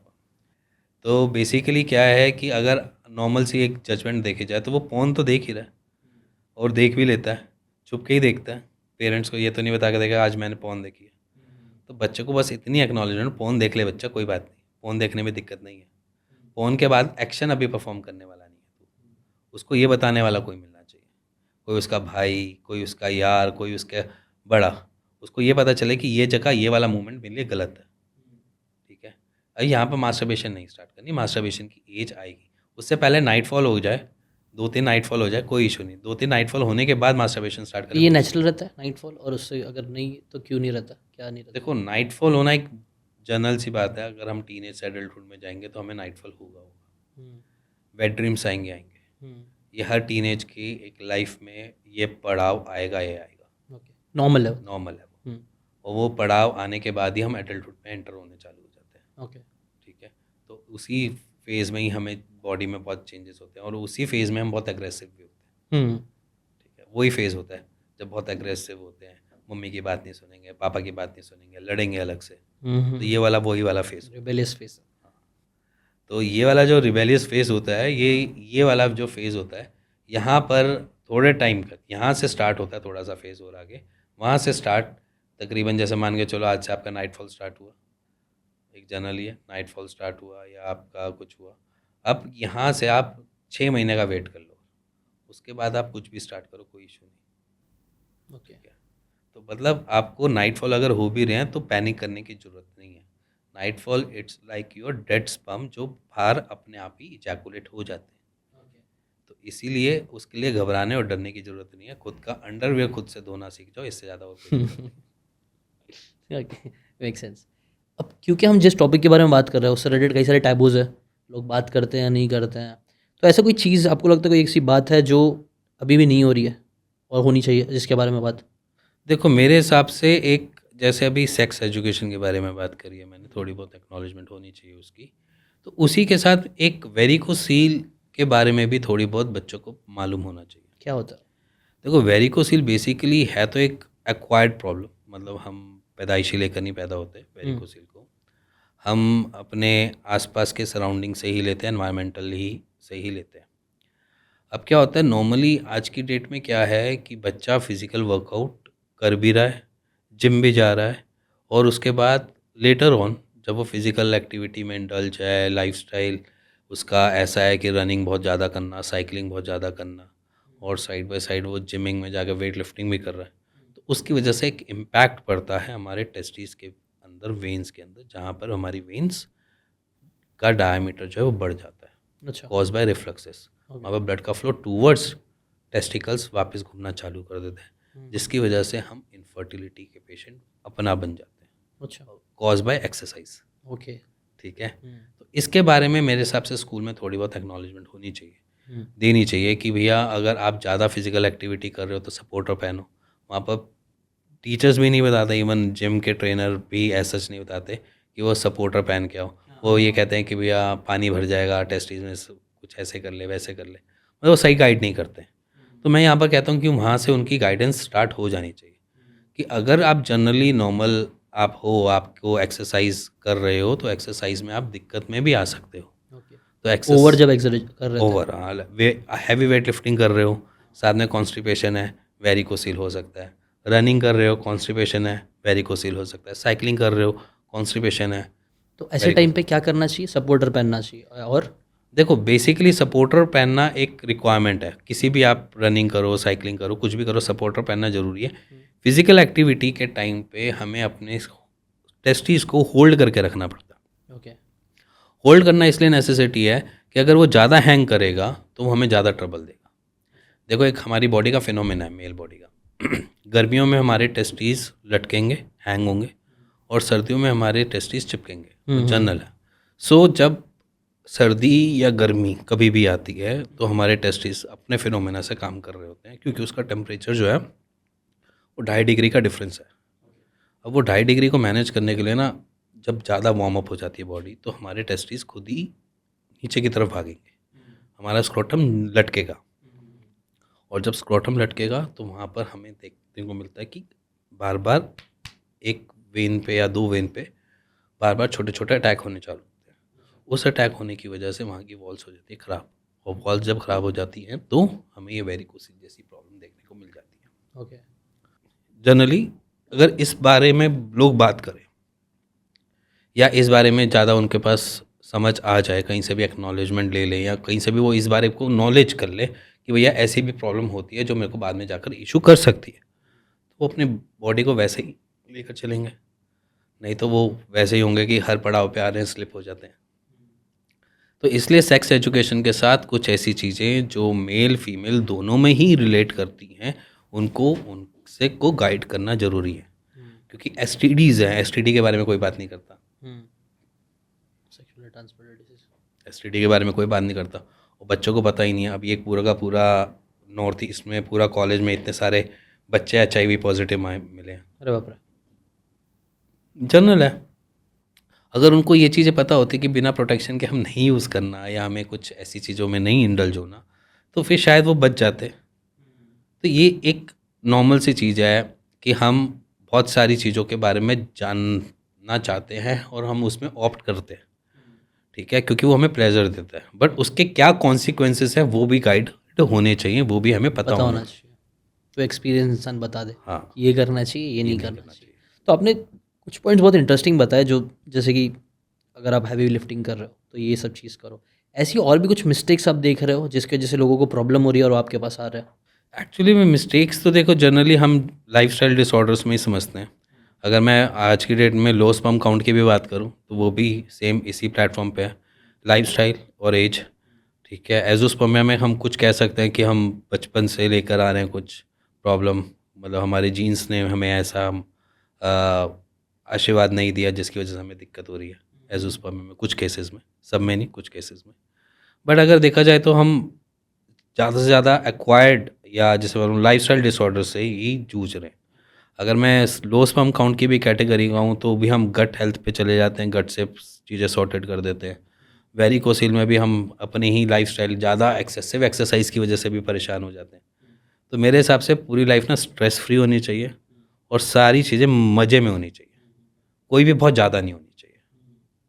अगर मैं बहुत ज़्यादा किसी में भी इंडल्ज हो रहा हूँ ना तो वो मेरे को परेशान कर सकता है। ये मेरा एक सोचने का तरीका है, वो शायद आपका अलग हो सकता है, किसी और का अलग हो सकता है। बातें अब एक सिंपल सी बात समझना, जो गांवों में रहते हैं लोग वो एज़ कम्पेयर टू हमसे ज़्यादा हैप्पियर और हमसे अच्छे फर्टाइल है। वो उसके पीछे रीज़न भी यही है, स्ट्रेस फ्री, मेंटल हेल्थ चाहिए, मेंटल हेल्थ अच्छी है। दूसरा फिजिकल एक्टिविटी में भी थोड़े बहुत लगे रहते हैं, इधर चलना फिरना लगा रहता है, सेडेंटरी लाइफ नहीं है। 50-60 की उम्र में भी वो बच्चा करने वाली एज पे होते हैं, राइट। जहाँ पर 30 साल के बाद भी हम भूल जाते हैं। ये फैक्ट है। राइट। आई थिंक ये तो मेजर प्रॉब्लम्स हो गई। कोई एक लास्ट क्वेश्चन मैं पूछना चाहूँगा, एक वर्स्ट पीस ऑफ एडवाइस जो आपने सुना है मार्केट में फैली हुई है इससे रिलेटेड, अपनी फील्ड से रिलेटेड, कोई एक वर्स्ट पीस ऑफ एडवाइस जो आपको लगता है बहुत गलत है लेकिन फैली हुई है, लोग कर रहे हैं, ऐसा सर कुछ है? यही सबसे बढ़िया चीज़ क्या? कि तेल लगाने से पेनिस बड़ा हो जाता है, लंबा हो जाता है, स्ट्रक्चर बड़ा हो जाता है, स्ट्रक्चर को चेंज किया जा सकता है, तेल लगाओ लंबा हो जाएगा। ये सबसे ये फैला हुआ है। ये फैला हुआ है। हर कोई आज की डेट में ये चाहता है, हमारे को खुद क्वेरी आती है, हम सबको छोड़ दो अच्छा। कि लिंक कैसे बड़ा करें, अच्छा, लिंक कैसे बड़ा कर देगा भाई। सबसे बड़ा मिसकंसेप्शन ये फैला हुआ है इसका। हाँ। Makes sense। और कोई फाइनल मैसेज देना चाहोगे आप? फाइनल मैसेज यही है कि आज इस पॉडकास्ट के बाद बच्चे टीनेज वाले अगर देखते हैं ये वाला पॉडकास्ट तो प्लीज़ अपनी एजुकेशन को थोड़ा सा वास्ट करो। दूसरा, अगर आप किसी भी ऐसी प्रॉब्लम से दिक्कत में आ रहे हो तो अपनी फैमिली से डिस्कस करो, जिससे आपकी प्रॉब्लम हाफ हो जाए। और अगर उनको कंफर्टेबल नहीं लग रहा है वहाँ बात कर रहे हमसे करो। ठीक है, वेरी नाइस। तो मैं उसका लिंक दे दूंगा नीचे डिस्क्रिप्शन में, हाँ, जहाँ से description। कनेक्ट कर सकते हैं लोग कोई बात आपसे। नहीं, अगर आपको तब भी लग रहा है कि कहाँ करना है कहाँ नहीं करना, आपसे मैसेज भी छोड़ सकते हो, व्हाट्सएप पे भी मेरे से कनेक्ट हो सकते हो बिना फेस। नई आईडी बना लेना, चाहे आपको ऐसा भी डर है तो नई आईडी बनाकर नई आईडी से बात कर लेना। हम तब भी आपको कंसल्ट कर देंगे, हम ये भी नहीं पूछेंगे आप कहाँ रहते हो, किधर रहते हो। थैंक यू हिमांशु जी, मज़ा आया बात करके, काफ़ी इंटरेस्टिंग एंगल्स पे बात की जो मैंने पहले कभी नहीं किया था, तो मेरे लिए भी फर्स्ट टाइम था ये सब बातें करना। बट आई थिंक होना चाहिए, लोगों को नॉलेज होना चाहिए, पता होना चाहिए लोग, क्योंकि ये सब चीज़ें की बातें नहीं होती, इसलिए कई बार जो मिस इन्फॉर्मेशन ज़्यादा फैलता है यहाँ वहाँ से, कंपनी ज़्यादा फैला देती है अपने प्रोडक्ट्स बेचने के लिए। तो it was insightful, it was मज़ेदार था। थैंक यू सो मच अपना टाइम देने के लिए। Thank you sir.